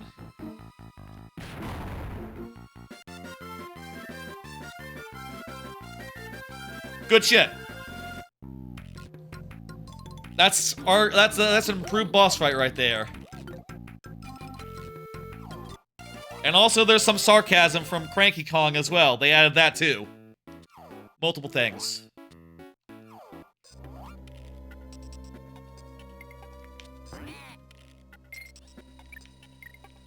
Ooh, auto-scroller. Another card? Another card. Playing Pokemon Pocket.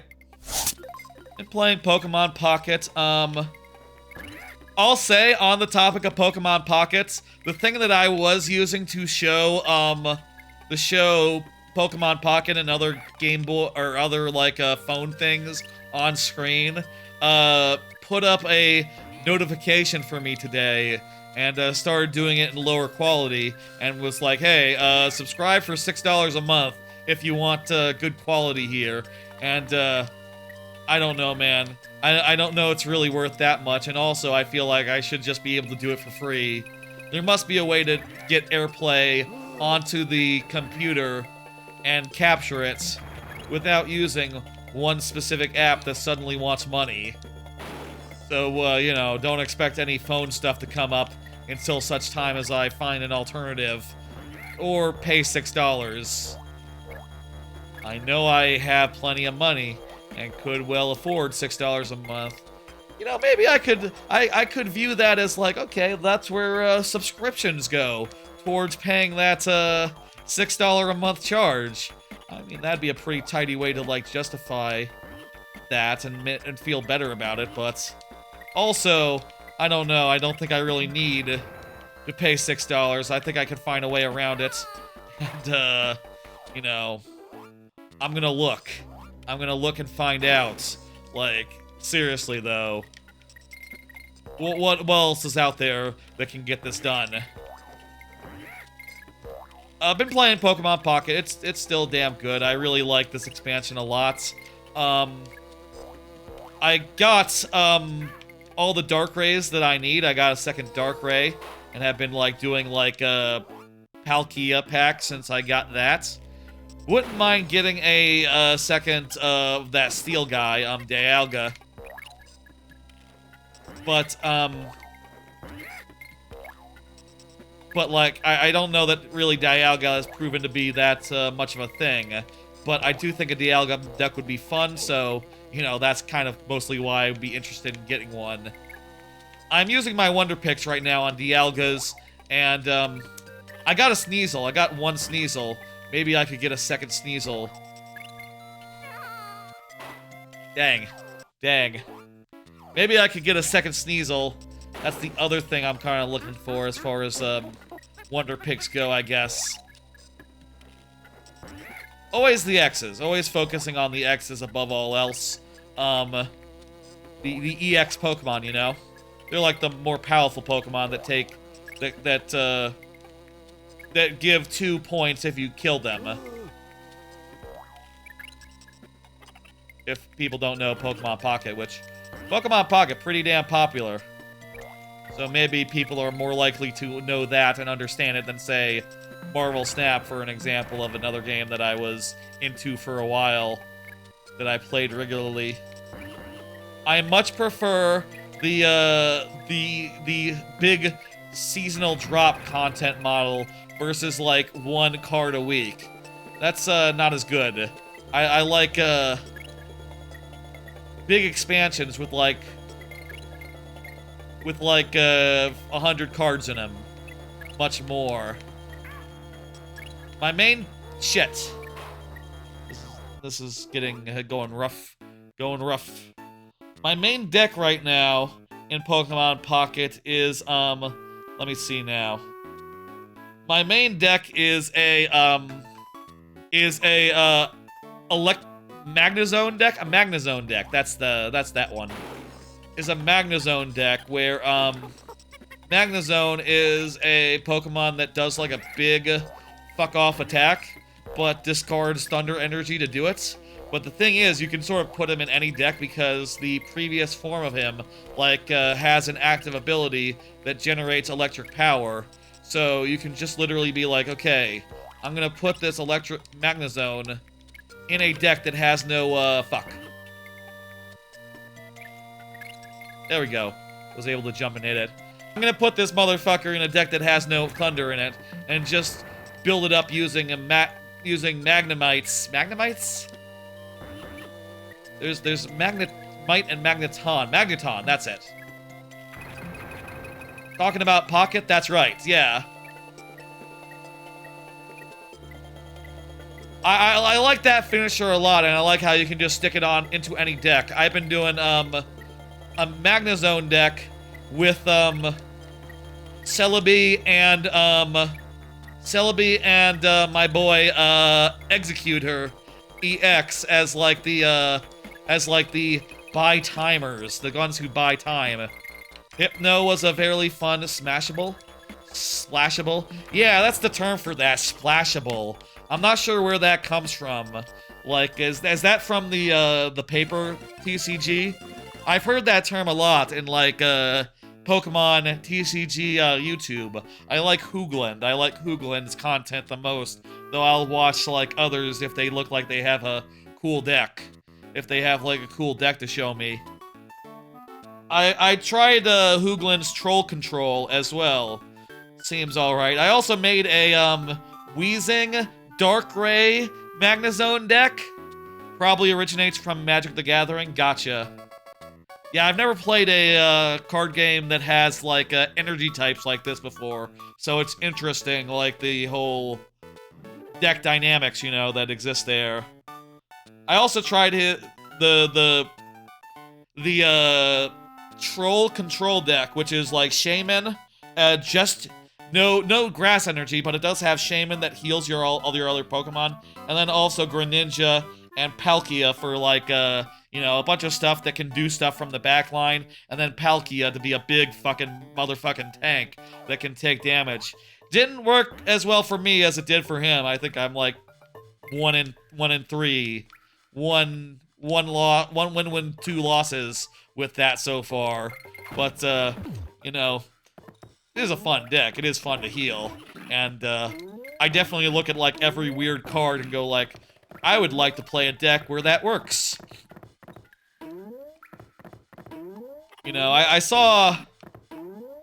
There's a new fighting deck in town. God, wait, what is that fighting deck? A fossil... There was some cool fighting deck I saw going around. I'm kind of disappointed that it didn't have,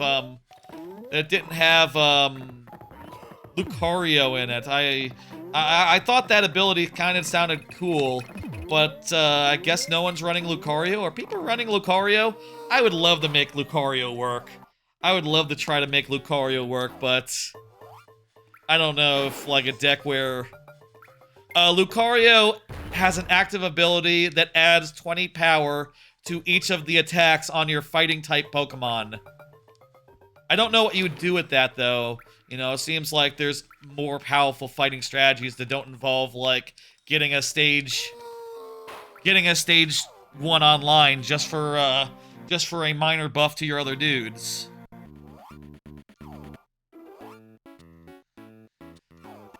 If someone's made that work, I'd like to play that, because I feel like that'd be a fun one, but, you know, not every Pokemon is, meant to be. Not every card is meant to be used, you know? I'll also will say, I really like what is the fucking called? Electivire and, Luxray. Those two are really powerful. I feel like that's the electric deck to beat right now, not really Pikachu anymore.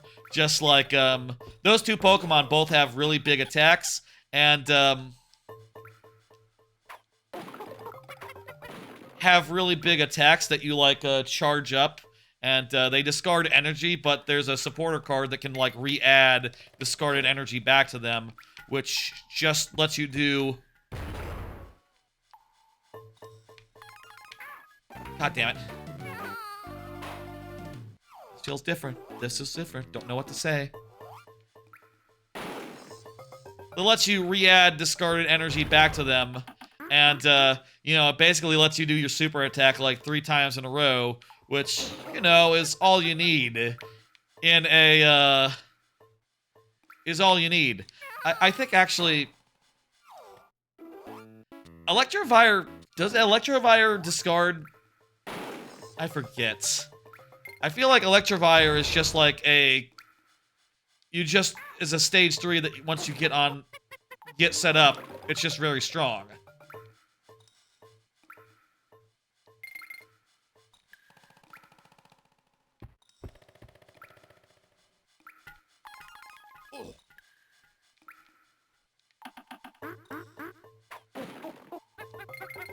Great expansion. I'll say, great expansion. It always takes a bit, I feel like. I say always as if I've had more than one expansion before this one in this game. It takes a while in Pokemon Pocket to get enough cards to really play with and really experience the new things, but, you know, I'm now there and I'm having a good time. I did go in for like $10 of gold and also the monthly thing this month so I could have 30 extra packs this month. But, that's fine. You know, I remember when I was into, like, Hearthstone, right? Hearthstone had, like, an expansion every 4 months or so, and you were sort of expected to drop, like, $60 every time there was a new one, just to get in the door, just to, like, start you off, like, right. And that was... I don't know how I did that for years. You know, Marvel Snap also, it's like a $10 a month surcharge. You know, kind of low-key similar in price, you know, if you're doing the monthly Battle Pass, which I haven't done since I stopped playing that on the regular. Haven't played it since last March or April or so. You've been opening your pack, but you got all the set 1 meta decks, and hard stopped actually playing.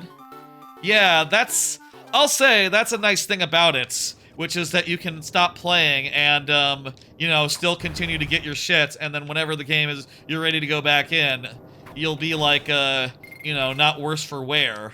You will be basically all caught up with with everything that's happening.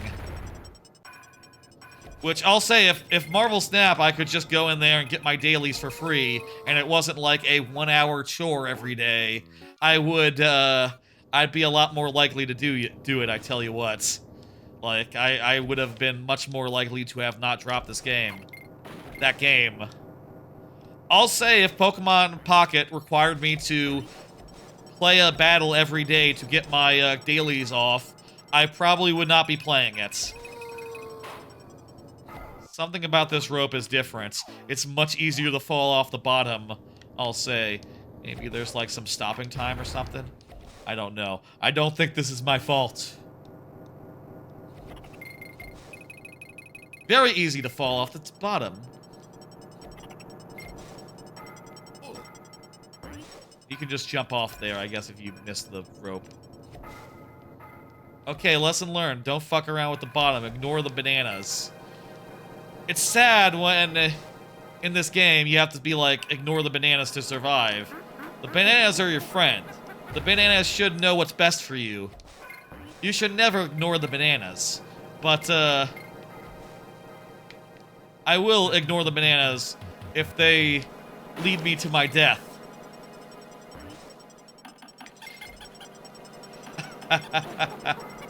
We're fine.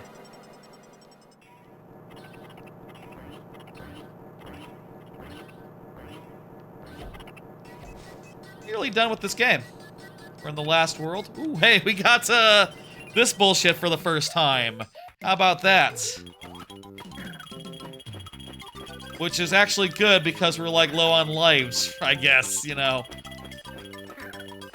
This is what you were intended to do in the original game. You're supposed to, like, fly around, get these things, and then, get a ×2 multiplier by getting to the secret area.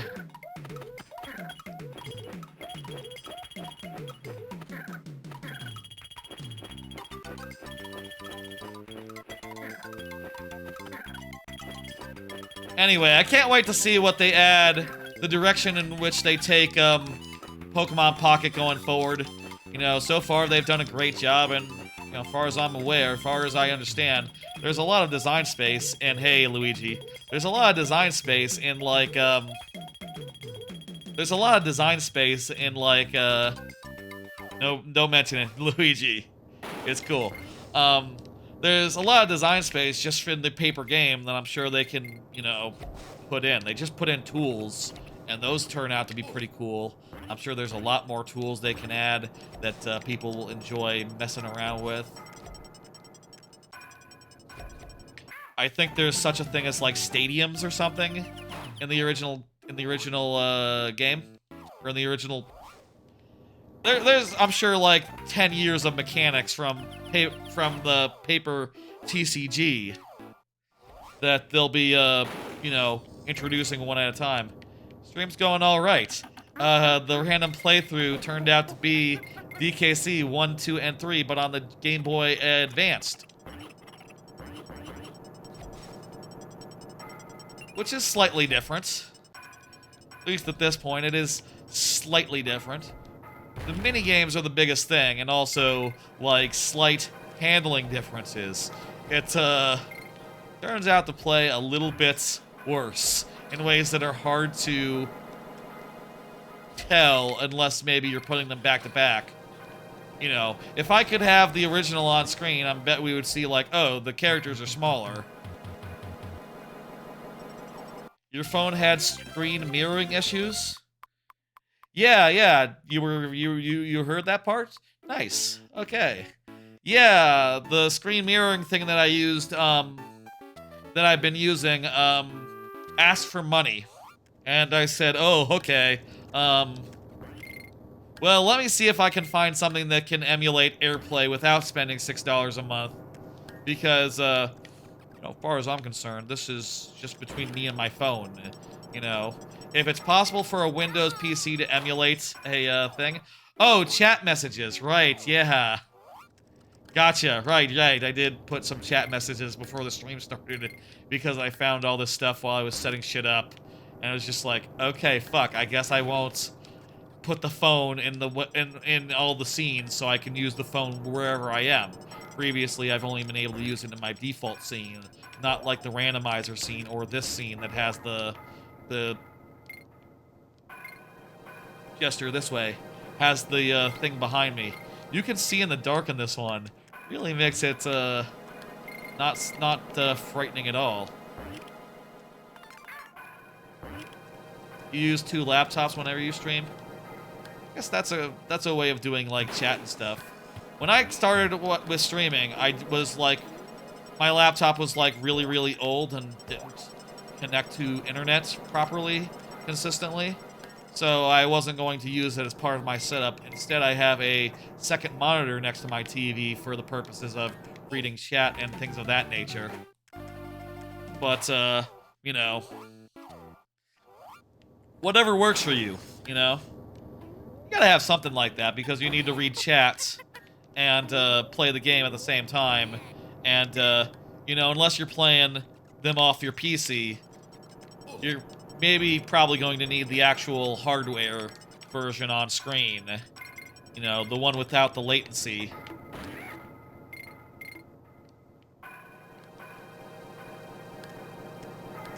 I'm so consistent when streaming. I mean, I'll say I did start this stream like 20 minutes later than I intended to because I said to myself, oh, actually, let me get some dividers for the other games. You know, had one for Conquer, and then I said I should also do one for DKC GBA and Banjo Grunty's Revenge. And it took me like an extra 10 minutes to find one to decide on this one for DKC, which you know, isn't like great or nothing, but it was the one I could settle on. And then I said to myself, well, I hope DKC doesn't come up, so I have another week to decide on an actual one. Having Crush Up back there really does enhance it? Good. Good. I'm glad to hear that. By the way, if you're curious about the other ones, I can show them. Though they don't have, I didn't set up, like, appear/disappear effect, so this will just be a little bit jarring. Here's the Conquer one. Here's the, that Conquer one's based on the thing that actually fills the screen in Rare Replay if you set that to be on. But it only fills up, like, the blank space. And here's the, Grunty's Revenge one. Went with some art from that I found Googling. Stick with this one, because that's the game. Maybe I could have gone with the Grunty's Revenge one. Need to be more careful. Maybe I could have just went with the Grunty's Revenge one and started like 10 minutes earlier. You know, on time, in other words. but it ended up coming up, so I'm glad that I set it up. Would have been bad if it hadn't been there.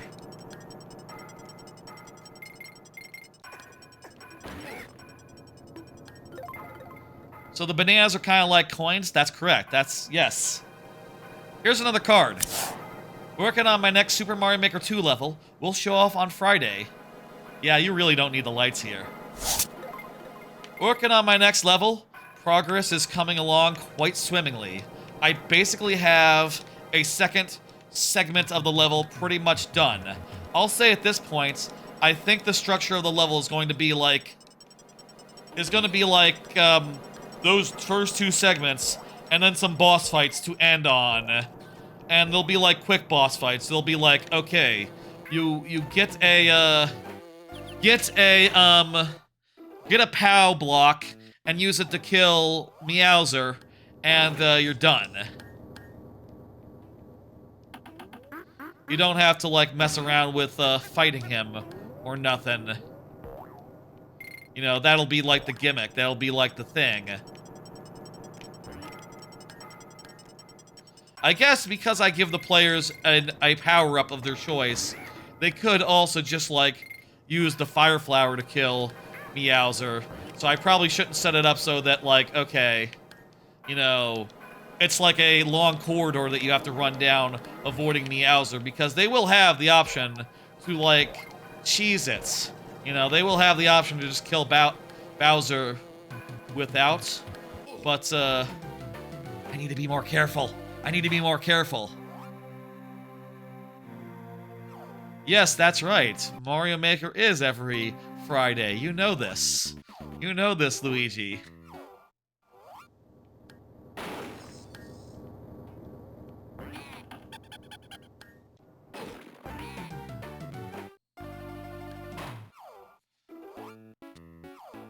Okay. Okay. Keep on going. Keep on going. Yes, Donkey Kong does platform in cool ways. That is true.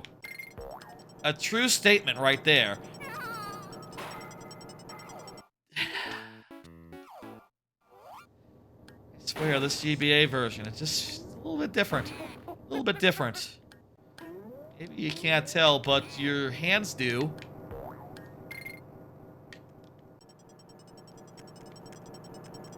These guys jump when I jump. If you don't know the game, if you don't know what they do. Something weird happened to you in real life? Go on. Anyway, levels coming along. Levels coming along. There is like one part of the second segments that I'm looking at, and I think I need to redesign from scratch. I think I need big improvements. The thing I feel like is weak right now is that no matter what power-up you get in the second part, and like I said, I give the player a choice of power-up, so they could have, like, any of the four from... any of the four. Go on, go on. What happened to you today, Luigi?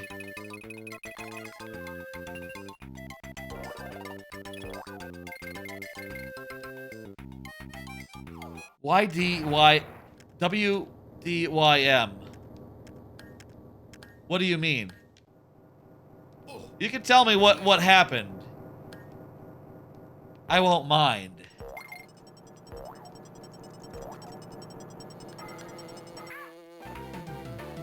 I swear I felt like that jump should have been long enough. Maybe something's different here.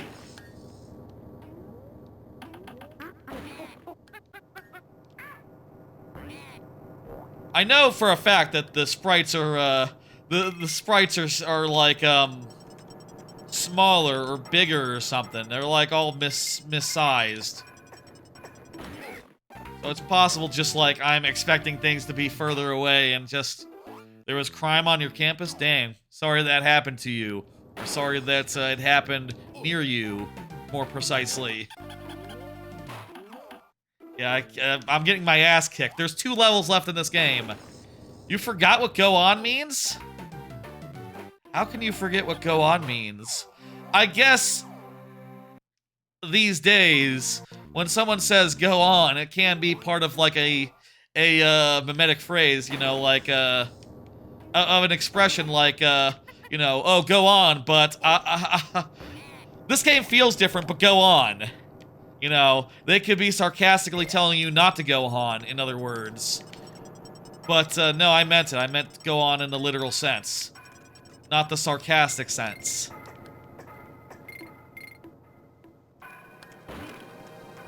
English is a funny language sometimes.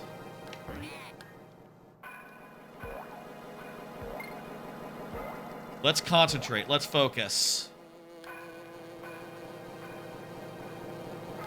And remember, we don't have to get the lights on, so we should just relax. That bee, you couldn't see the bee until you jumped. You can't see that bee until you jump. But also, I know this level, so I really have no excuse. I really have no excuse. They're called zingers. That is the name of that enemy.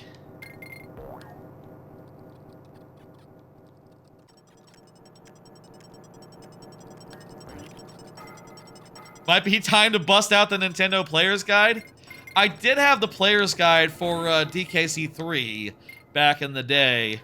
I really enjoyed all the maps and stuff. They were fucking great. Nowadays, you can get that same experience using DKC-Atlas. I mean, the DKC Atlas is for the SNES version.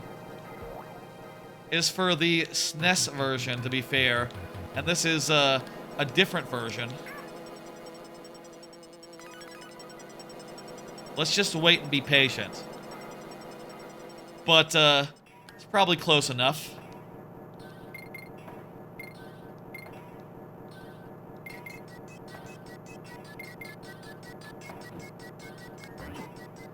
Easy.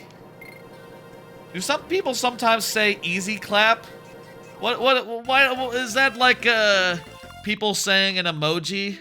Like a Twitch emoji? Easy clap? That's probably what it is. I say people. Certain streamers. Is it just Linkus? I feel like it might be... I might be forgetting who says it. I feel like that's something Linkus says. Your great aunt gave you SNES Trilogy and guides, literally the only game she ever played in her life. Kind of crazy. Hell yeah, that's, that rules.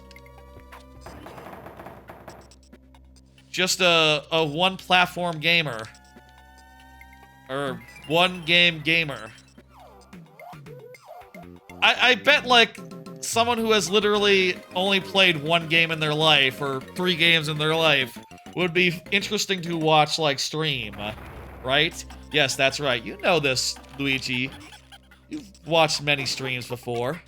You know there's 2 chats. Pick them good ones, yeah.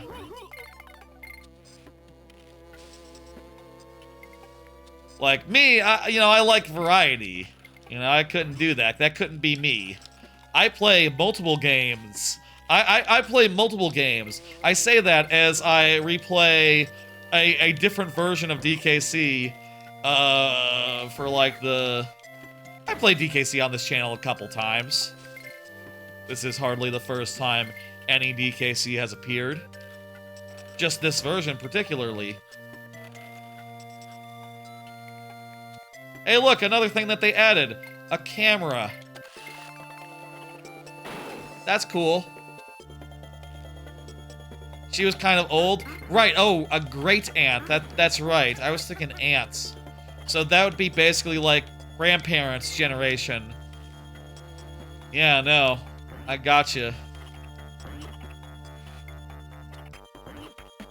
Pretty damn cool. I mean, hey, like, you look at these and you go, and like, you don't know technology, and you're like, holy shit, technology has come a long way. I mean, look at this shit. It's practically 3D.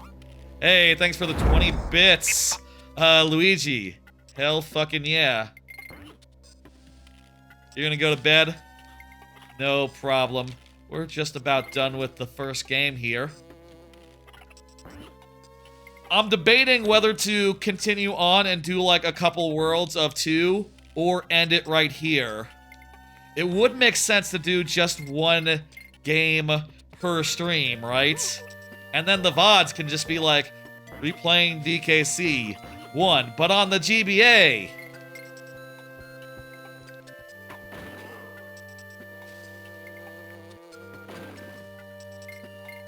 Or I can title them like, you know, playing the DKC trilogy, but on GBA, and then part 1, you know, do like a part 1, part 2 situation. I guess if I do it this way, I don't have to put a, I don't have to have a name for the stream. It can just be, I don't have to have a subtitle, you see. You know, when I play a game over multiple sessions, I always put a name on the VOD, like, game per VOD just seems practical. Yeah. I put a name on the VOD, like, what's a good example of that? You know, like, the last stream of Banjo was called, of Nuts and Bolts, was called It's Banjover. You know, final part, It's Banjover. Glover had some joke about dropping the ball in it. It's more funny in context, or more funny when I can remember it. You know. It could just be like replaying DKC, but only on the GBA. Fuck.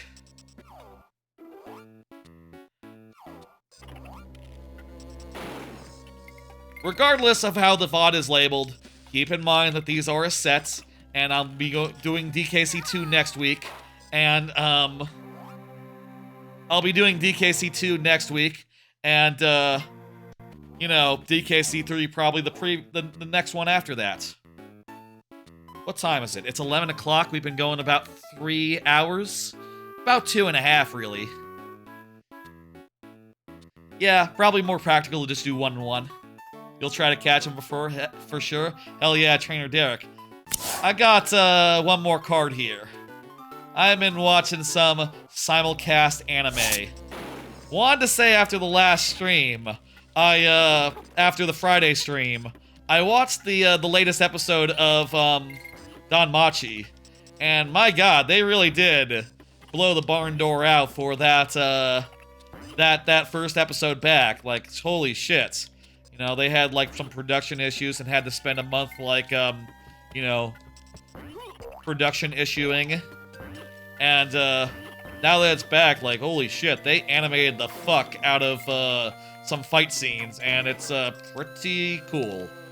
I'll also say 100 Girlfriends' latest episode kicked ass, and I really enjoyed it. I'll say that every week, I guess, for what it's worth, until the season is over. Damn it, damn it, damn it, damn it. Too soon, too soon, too soon. With 100 Girlfriends, I definitely did decide after watching that episode to rewatch it yesterday. You know, every episode where a new girlfriend is introduced, that is just like it's always such a delight, you know. It's a new character, and you're just getting to know them, and they get, you know, so much attention in that first episode. It's great.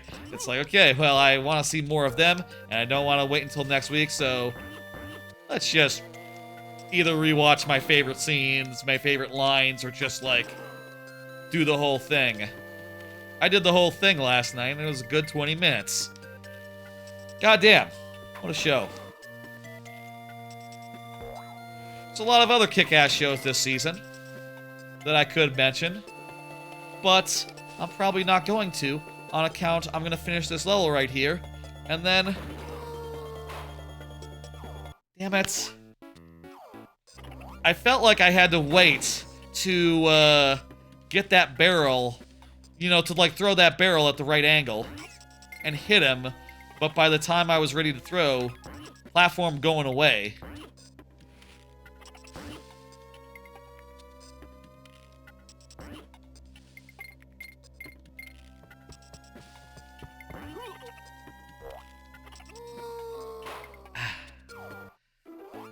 I have not seen this many game overs in a DKC game. ever, since I don't remember when. Usually pretty good at them. Maybe just a factor of just, you know... Like I said, I think it feels a little different. Just enough to screw with you, you know? Like I don't have a direct one-to-one comparison of like, okay, the platforms are usually this size. The space between platforms is usually this. I don't know for sure what the deal is, but, you know, I have seen screenshots comparing them directly, and it's pretty remarkable, like, holy shit. The scale that you're playing on is just different for reasons, because of the size of the screen. And, you know... Just gotta live with that. Just gotta deal with that. Final segment again. Let's do it.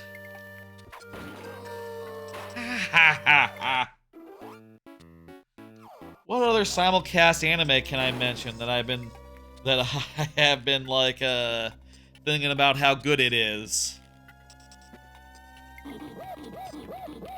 Madaka's pretty alright. I mean, I guess if I mention ones that are alright, pretty good, I'd be here all night. There's 100 Girlfriend. Shangri-La Frontier continues to kick ass. Really enjoying where that show is going. I think the Shangri-La Frontier is just the best depiction of video games / MMOs in a show. I think it is the best depiction of it. And, like, it sort of has the All Might situation where it's like, okay, All Might, he's supposed to be the greatest hero in the world. You kind of believe it, seeing All Might. You know, Shangri-La Frontier, in the kayfabe of Shangri-La Frontier, the show, is supposed to be the greatest game, the greatest VR MMO of all time, and, like, watching it, you're kind of like, yeah, it seems like it has really cool customization, really cool, like, ways of customizing your kit and making your own playstyle. It seems to have, like, all sorts of cool systems and, like, unique scenarios that people are, like, excited to find. The NPCs are cool and, like, you know, relatable. Are likable and, you know, just as worthy of being in your party as, like, flesh and blood humans. Even if they are just, like, one-off characters that, you know, aren't repeats, you know, it's an original character every time you run into an NPC. Somehow. Like, if that was a real thing that existed, people would be pretty, wild about it, I think. You know, it looks like a damn good game.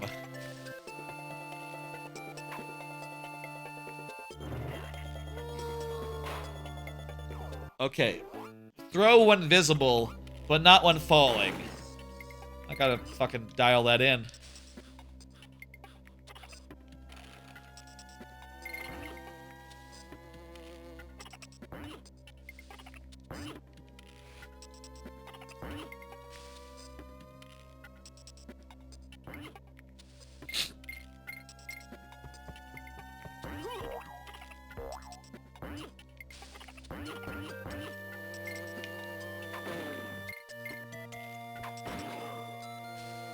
What else is good? Okitsura.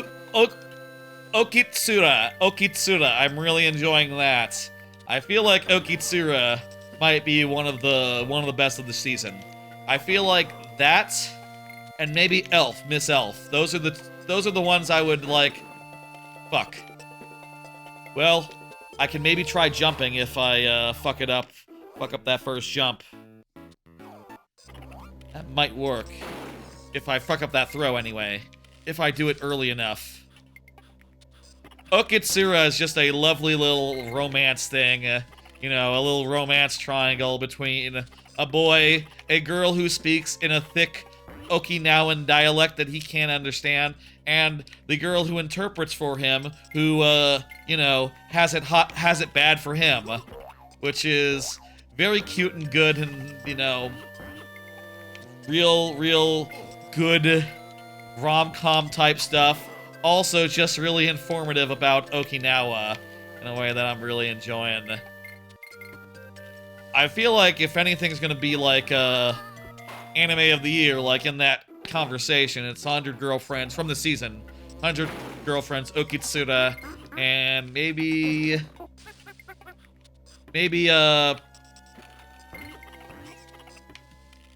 you have more control after you bounce off half a army in this one. The Armadillos. Interesting. And Welcome to Japan, Miss Elf. Those would be the three, I think, that would probably make the top 10 list. I'll say Shangri-La Frontier made the top 10 last year, so I think for this second core of it, okay, maybe you don't get that much more control. Whatever. Who can say? I think it's kind of disqualified for this year's top 10. I'll say I think that from bureaucrat to villainous, Dad's been reincarnated. Is like low-key probably the best villainous isekai I've seen. I like it a lot. That show is just very fun, and so far the plot hasn't gotten stupid yet. So, you know, I feel like that's always been the downfall of these villainous isekai anime. It's just like, oh, after the first arc, it kind of doesn't know what to do, so it's just like, I guess the villainess gets kidnapped. Yes, let's kidnap the villainess. It's such a fucking trope that's kind of that seems to me like constantly the place where they jump the shark of just like, okay, you ran out of ideas, I get it. I'll say it's not like bureaucrats. Actually, no, I'm thinking of a different one. A different one had a kidnapping this season. Bureaucrat hasn't fucked around with that. Damn it. Bureaucrat hasn't fucked around with that particular plot point, but, you know, could in the future. It's a good show about a old man who, you know, is a salaryman, and it turns out being a salaryman is pretty good practice for being royalty, as far as, like, being constantly polite and constantly, on your game, you know, on your, like, politeness. Etiquette and protocol, that's sort of a lot of what salarymen do, it turns out. And, it's also very goofy every time that he, like, you know, acts more like a doting old father than like a bossy lady. And then when he tries to act like a bossy lady, he fails. And everyone ends up liking him, which, you know, that's kind of a classic thing to happen in a villainous isekai. It happens here, too.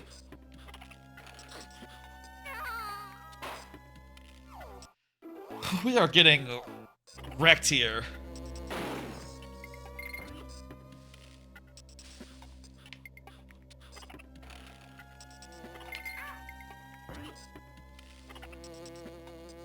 I think it might be low-key easier to do this as DK. I mean, especially with the armies at the start. Here, I don't think you can make that jump without doing it.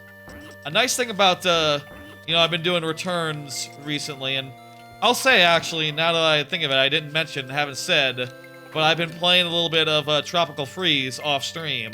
Just going through that, using the classic, not the classic mode, but using DK and the original Kong helpers in that.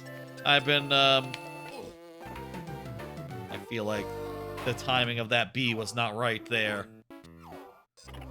I've been going through that game again, but with Donkey Kong, and it's been very fun. Tropical Freeze is a lot better than Returns, as you know, as everyone knows. And, you know, new Funky mode is very fun and all. Funky's a very fun character, but pogoing is fun too. As is the double jump that Dixie's got going. And Diddy Kong is there as well. You know, sometimes he has a water jet feature, which is fine. You know, he can like swim faster than the other ones in a sprint. You know, in a burst, which is cool. Won't say it's not cool. Now, oh thank God. How'd that take 12? How'd that take so many lives? Oh, also there's like 3 more of these, but okay, cool. It's not anything. We're good. We're done. Sick!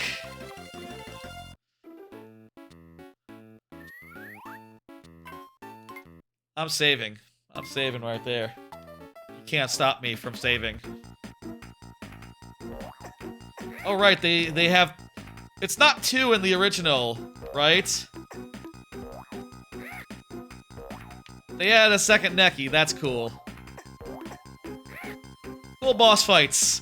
The boss fights might be like the most improved part of this game. I don't think they made that many serious changes of the boss fights of 2, but also the boss fights from 2 and 3 just, you know, didn't really need any changes.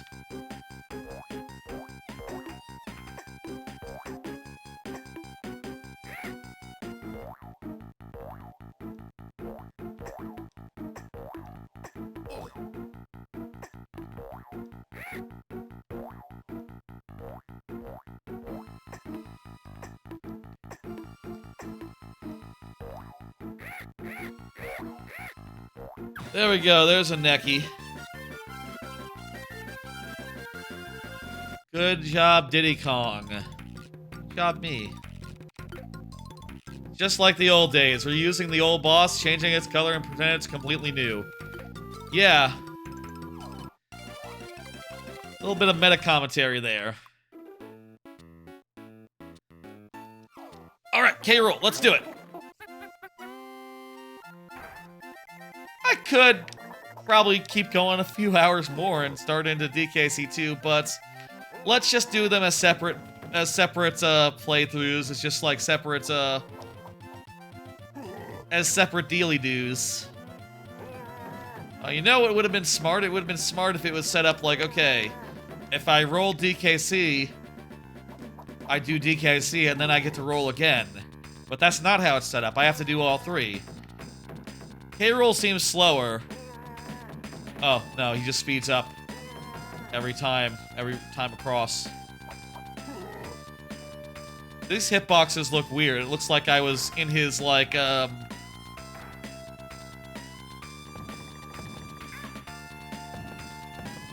looks like I was, like, right up in his, I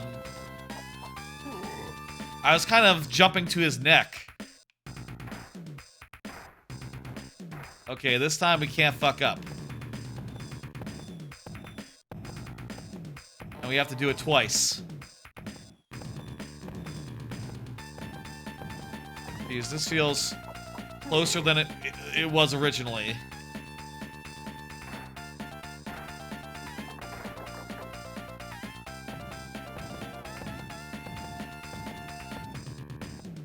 We can get through this. The jumping phase should not be as hard. Not as precise. In fact, we can do that cute thing where we jump alongside him. Hey, we did it. Except we didn't. Oh, the good old fake credits. The end, question mark? No. No. Okay, you can still go under. What the fuck? I don't think... It didn't really look like he jumps as high anymore. Oh wow, there's a checkpoint. They added a checkpoint in the GBA version. That's really nice of them. Because I'm dying like 5 times in a row, apparently. I swear, he jumps higher in the original, and it's more clear you go under him. Timing just feels more right. Why is he on the other side? Where is he? Oh, it resets when you get a game over. That's like the only case of that happening. Okay, you know what? Just go ahead. Kill me now. No point in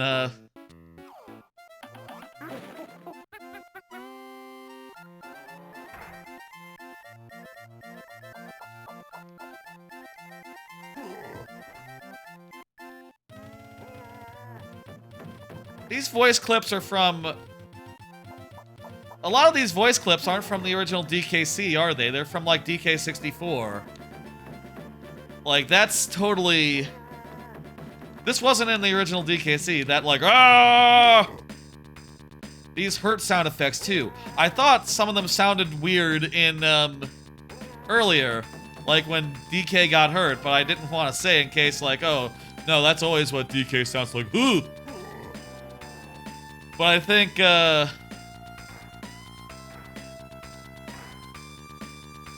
it's different. I think nowadays, you'd be better advised not to change the sound. I guess between this and, like, the Mario Advance games, it was just a thing they thought would be a good idea. I mean, I guess, like, Mario All-Stars also probably...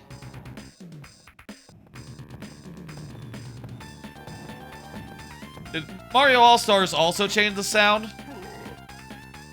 Guess it was just a thing at the time, you know, they figured like, okay, well, we're making it again. We should put in more high-quality sounds. And it's not like we have the original recordings.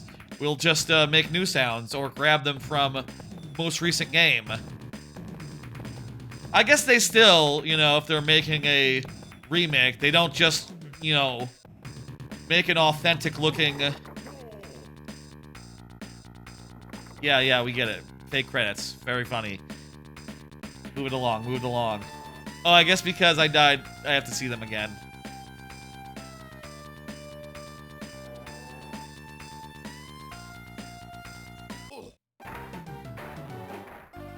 That jump just does not look high enough.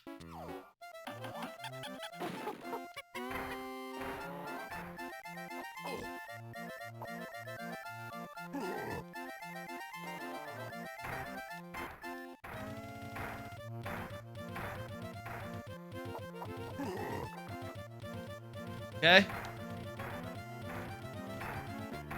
Okay. Little jumps now. Fuck. I got thrown off by the little jumps. The little jumps were... In the original game, it's very easy to, like, jump behind him and be like... Jump, jump, jump at the same rate as him, but... I don't know. I think they changed something about the... Wait, how come we didn't get a checkpoint there? We didn't get a game over. Oh, he's still jumping. He's still jumping. I'm just disoriented.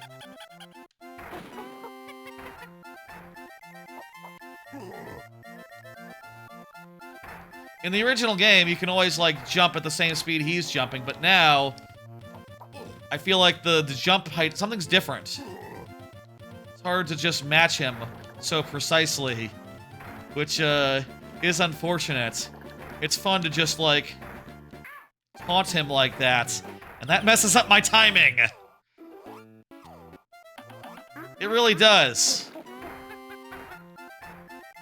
Yes, that's right. Flaunting on K. Rool helps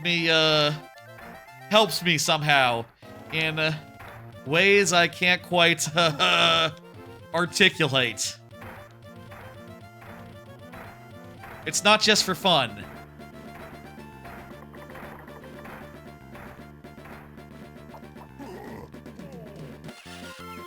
Yeah! And we got a photo.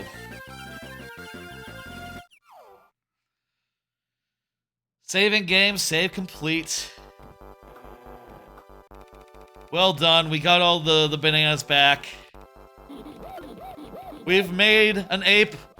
You've made an ape like Cranky Kong real proud. Look in your hoard. I think you'll be in for a surprise.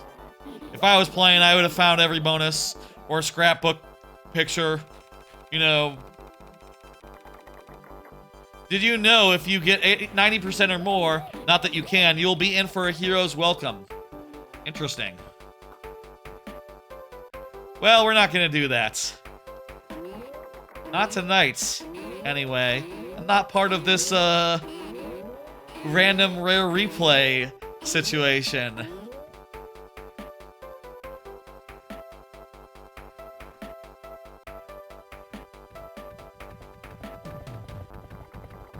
Russia. These are the enemies from the game.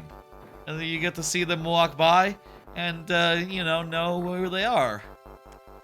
That was DKC. It's about 11:30. That's long enough for a stream. I'm satisfied with that. I'm satisfied with how long this went. And, no, I don't really need to go and do DKC2 or DKC3. I'll say there was once a stream where I did all three of them in like 6 hours. So like, 3 hours to go through the first one here. Probably just like, the ways in which it is different, like, slowing me down, messing with my muscle memory, in ways that, honestly, I can't really, like, articulate or explain. It just feels different. I mean, again, I bet if you pull up, like, footage of one and footage of the other and put them next to each other, you'll say, like, oh my god, they're a different size. The world is, like, it's just scaled different. And of course, that means that your jump height is different, your speed is different, the enemies also are subtly different as well. It is, like I said, as if you remade Donkey Kong Country from memory. It is as if you remade Donkey Kong Country from memory and did a pretty damn good job. It's like those like challenge videos where they're like, okay, I'm gonna remake Mario World from memory and let's see how I do. It's like that, but it's official. And it's basically all correct. Other than like subtleties. And also places where they said like, okay, we can do better. Let's improve these bosses and add like some extra collectibles so that there's collectibles for you to collect, like in the later games. More than just bonus rooms, they also made Kong Letters collectibles, and they also made, they also did another one, the scrapbook and crap.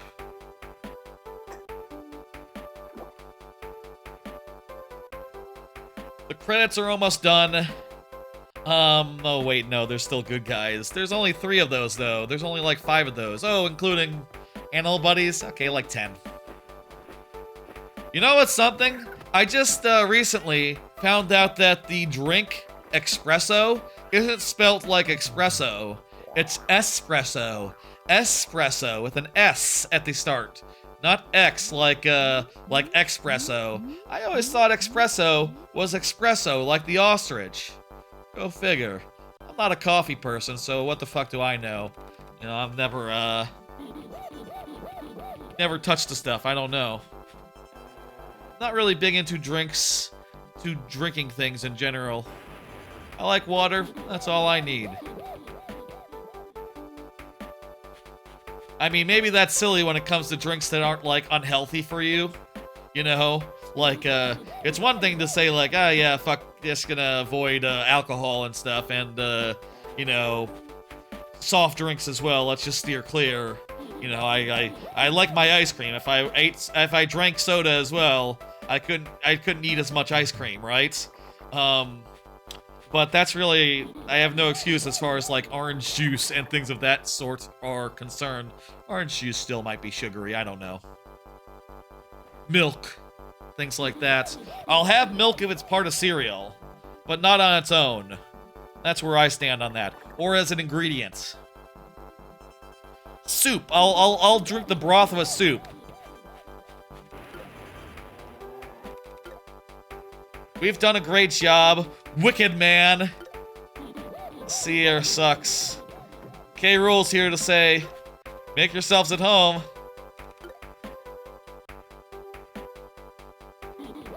Get the fuck off my boat.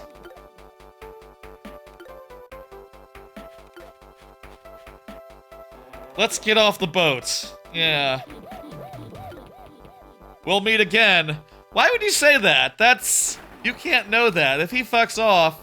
Oh, maybe that was K. Rool saying that. I don't know.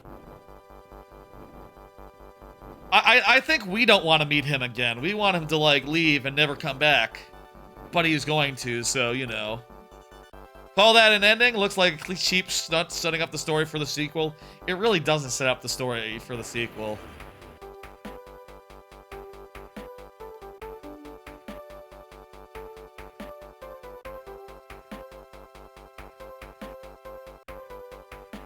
Well, that's a nice ending. Shit. The original game didn't have, like, I don't think the original game had, like, such a thing. You know, in DKC2, there's the whole island being destroyed thing at the end. Where, so fireworks, hey. Where the island is destroyed and sinks into the sea, and it's kind of beautiful against the sunsets. They sort of gave DKC1 a little bit of that, where, the sun sets as this boat sails away. It's nice. It's cool.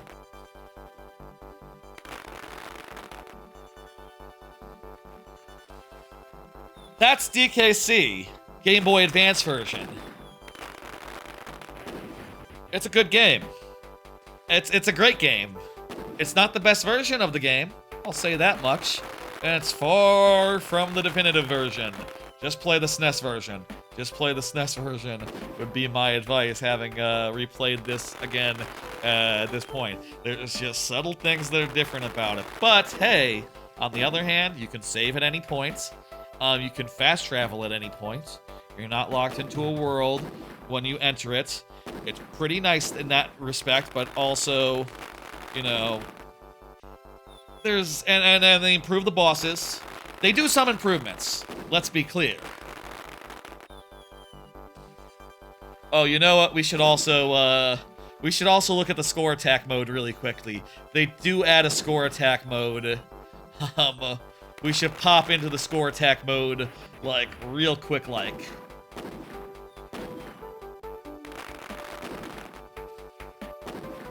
The credits are longer, that's another thing. More people worked on this, I guess.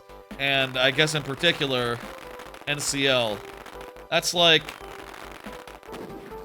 The port was made by Rare, right? Pretty sure the port was made by Rare. I forget if this is before the divorce. Before Rare left Nintendo and was bought out by Microsoft. Regardless, in either case, it's a cool port. And, you know, we did half of it, which is enough. Over the 2.5 hours. Or like 3 in real time, I think. Or like 3 in real time. I'm satisfied.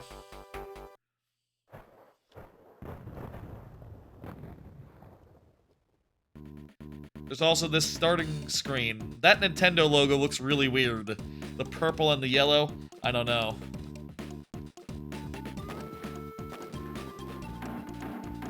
This happened earlier while I was setting up the game, so you didn't get to see it. But it's cool little bits. Okay, so you can do the minigames from the start menu. Let me just check real fast. Let's look at our photos. Let's look at our photos here. We got one of the fish. Chomps. We got a Crusher. Nice, just like, right there. We got a Rock Croc. That was from the level with the Rock Crocs. Looks like these are correlated to, like, where you find them. Squawks with the lights. Very cool. A full big version of, Donkey Kong and Diddy riding, Rambi. One of those, like, long photos would have been good for up there, too, if I could have found one in the 10 minutes before the stream. Alas. I did a bunch of Googling, and I couldn't find anything that was like, this is the thing that very naughty. Or maybe that's really naughty, I don't know. What is this one? Why is the island so far on the left of that one?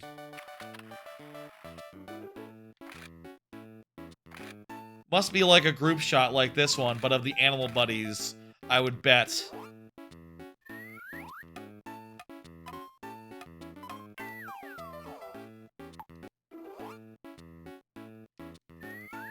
Okay.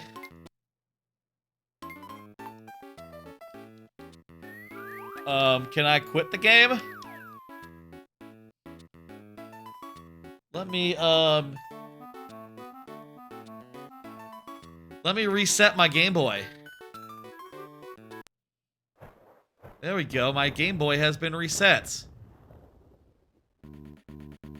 Lovely. Let's see that time attack mode. Let's see that's DK attack mode.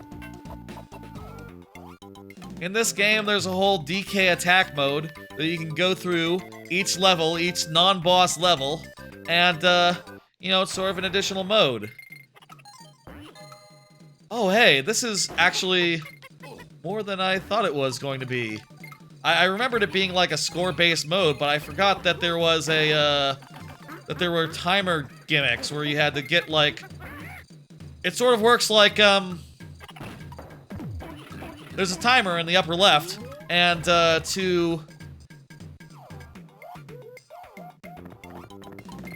timer in the upper left, and to get extra time, you collect little +5s. That's smart, hey. I'll say, in like a, I think it'd be cool to do something like this, sort of like a, was that enough for a medal? Hey. Okay. Apparently I'm playing the European version. That's fine. That's why the N is there. I think it'd be smart to do like a, if you're doing like a, you know, I sort of picture like Sonic Adventure 2 where there's like 5 versions of every level. You could absolutely do like a version, you can do like a variant that's like this where there's a timer and you have to like do, what's that level with the ghost that follows you? And you have to like get barrels that extend your time. Like that one. The plus barrels that extend your time.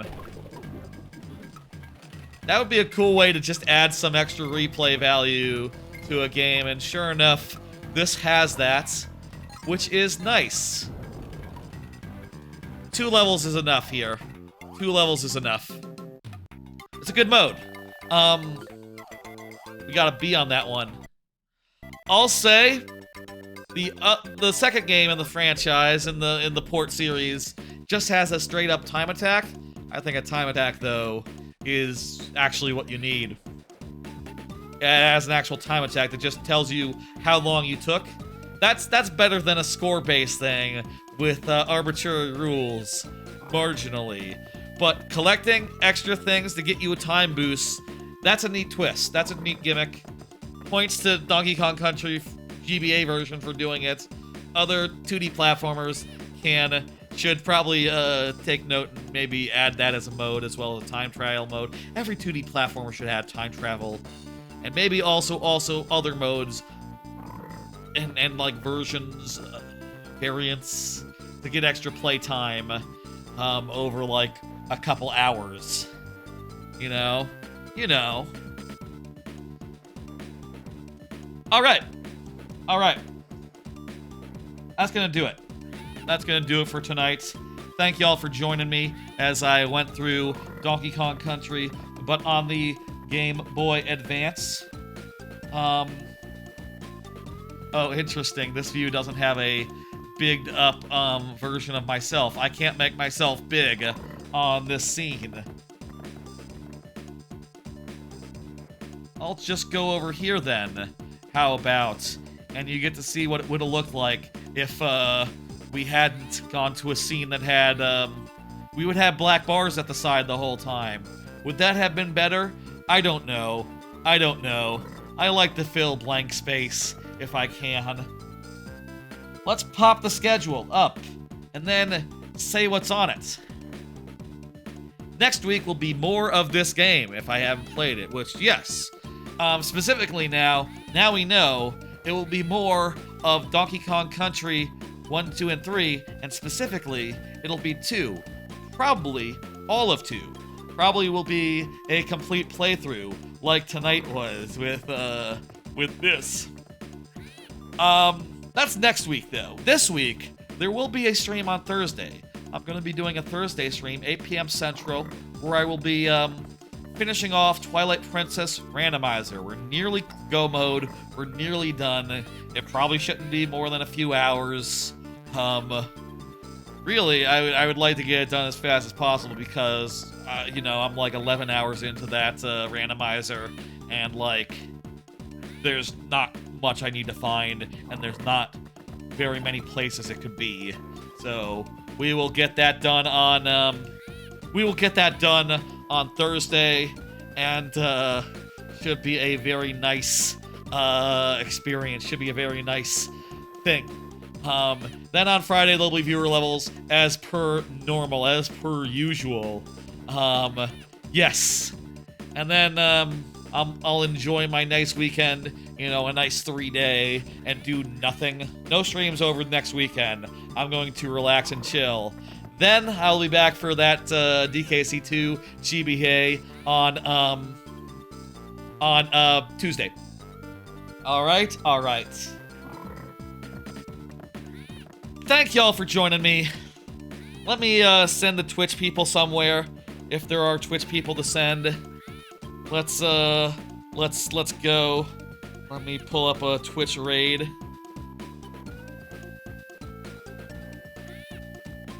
Alter Mentality is doing Donkey Kong 64 randomizer. I'll send you to Alter Mentality. Perfect, good. Done deal. Alright, I'll see ya. If you're looking for more of this, and specifically the second game, it'll be next Tuesday, but Thursday, Twilight Princess. Friday, Mario Maker 2. All that is coming this week. 2 days from now for Twilight Princess. I'm gonna have 4 streams this week, including Sunday's Twilight Princess. Busy week for sure. It's fine. It's good. I'll manage. I'm having fun.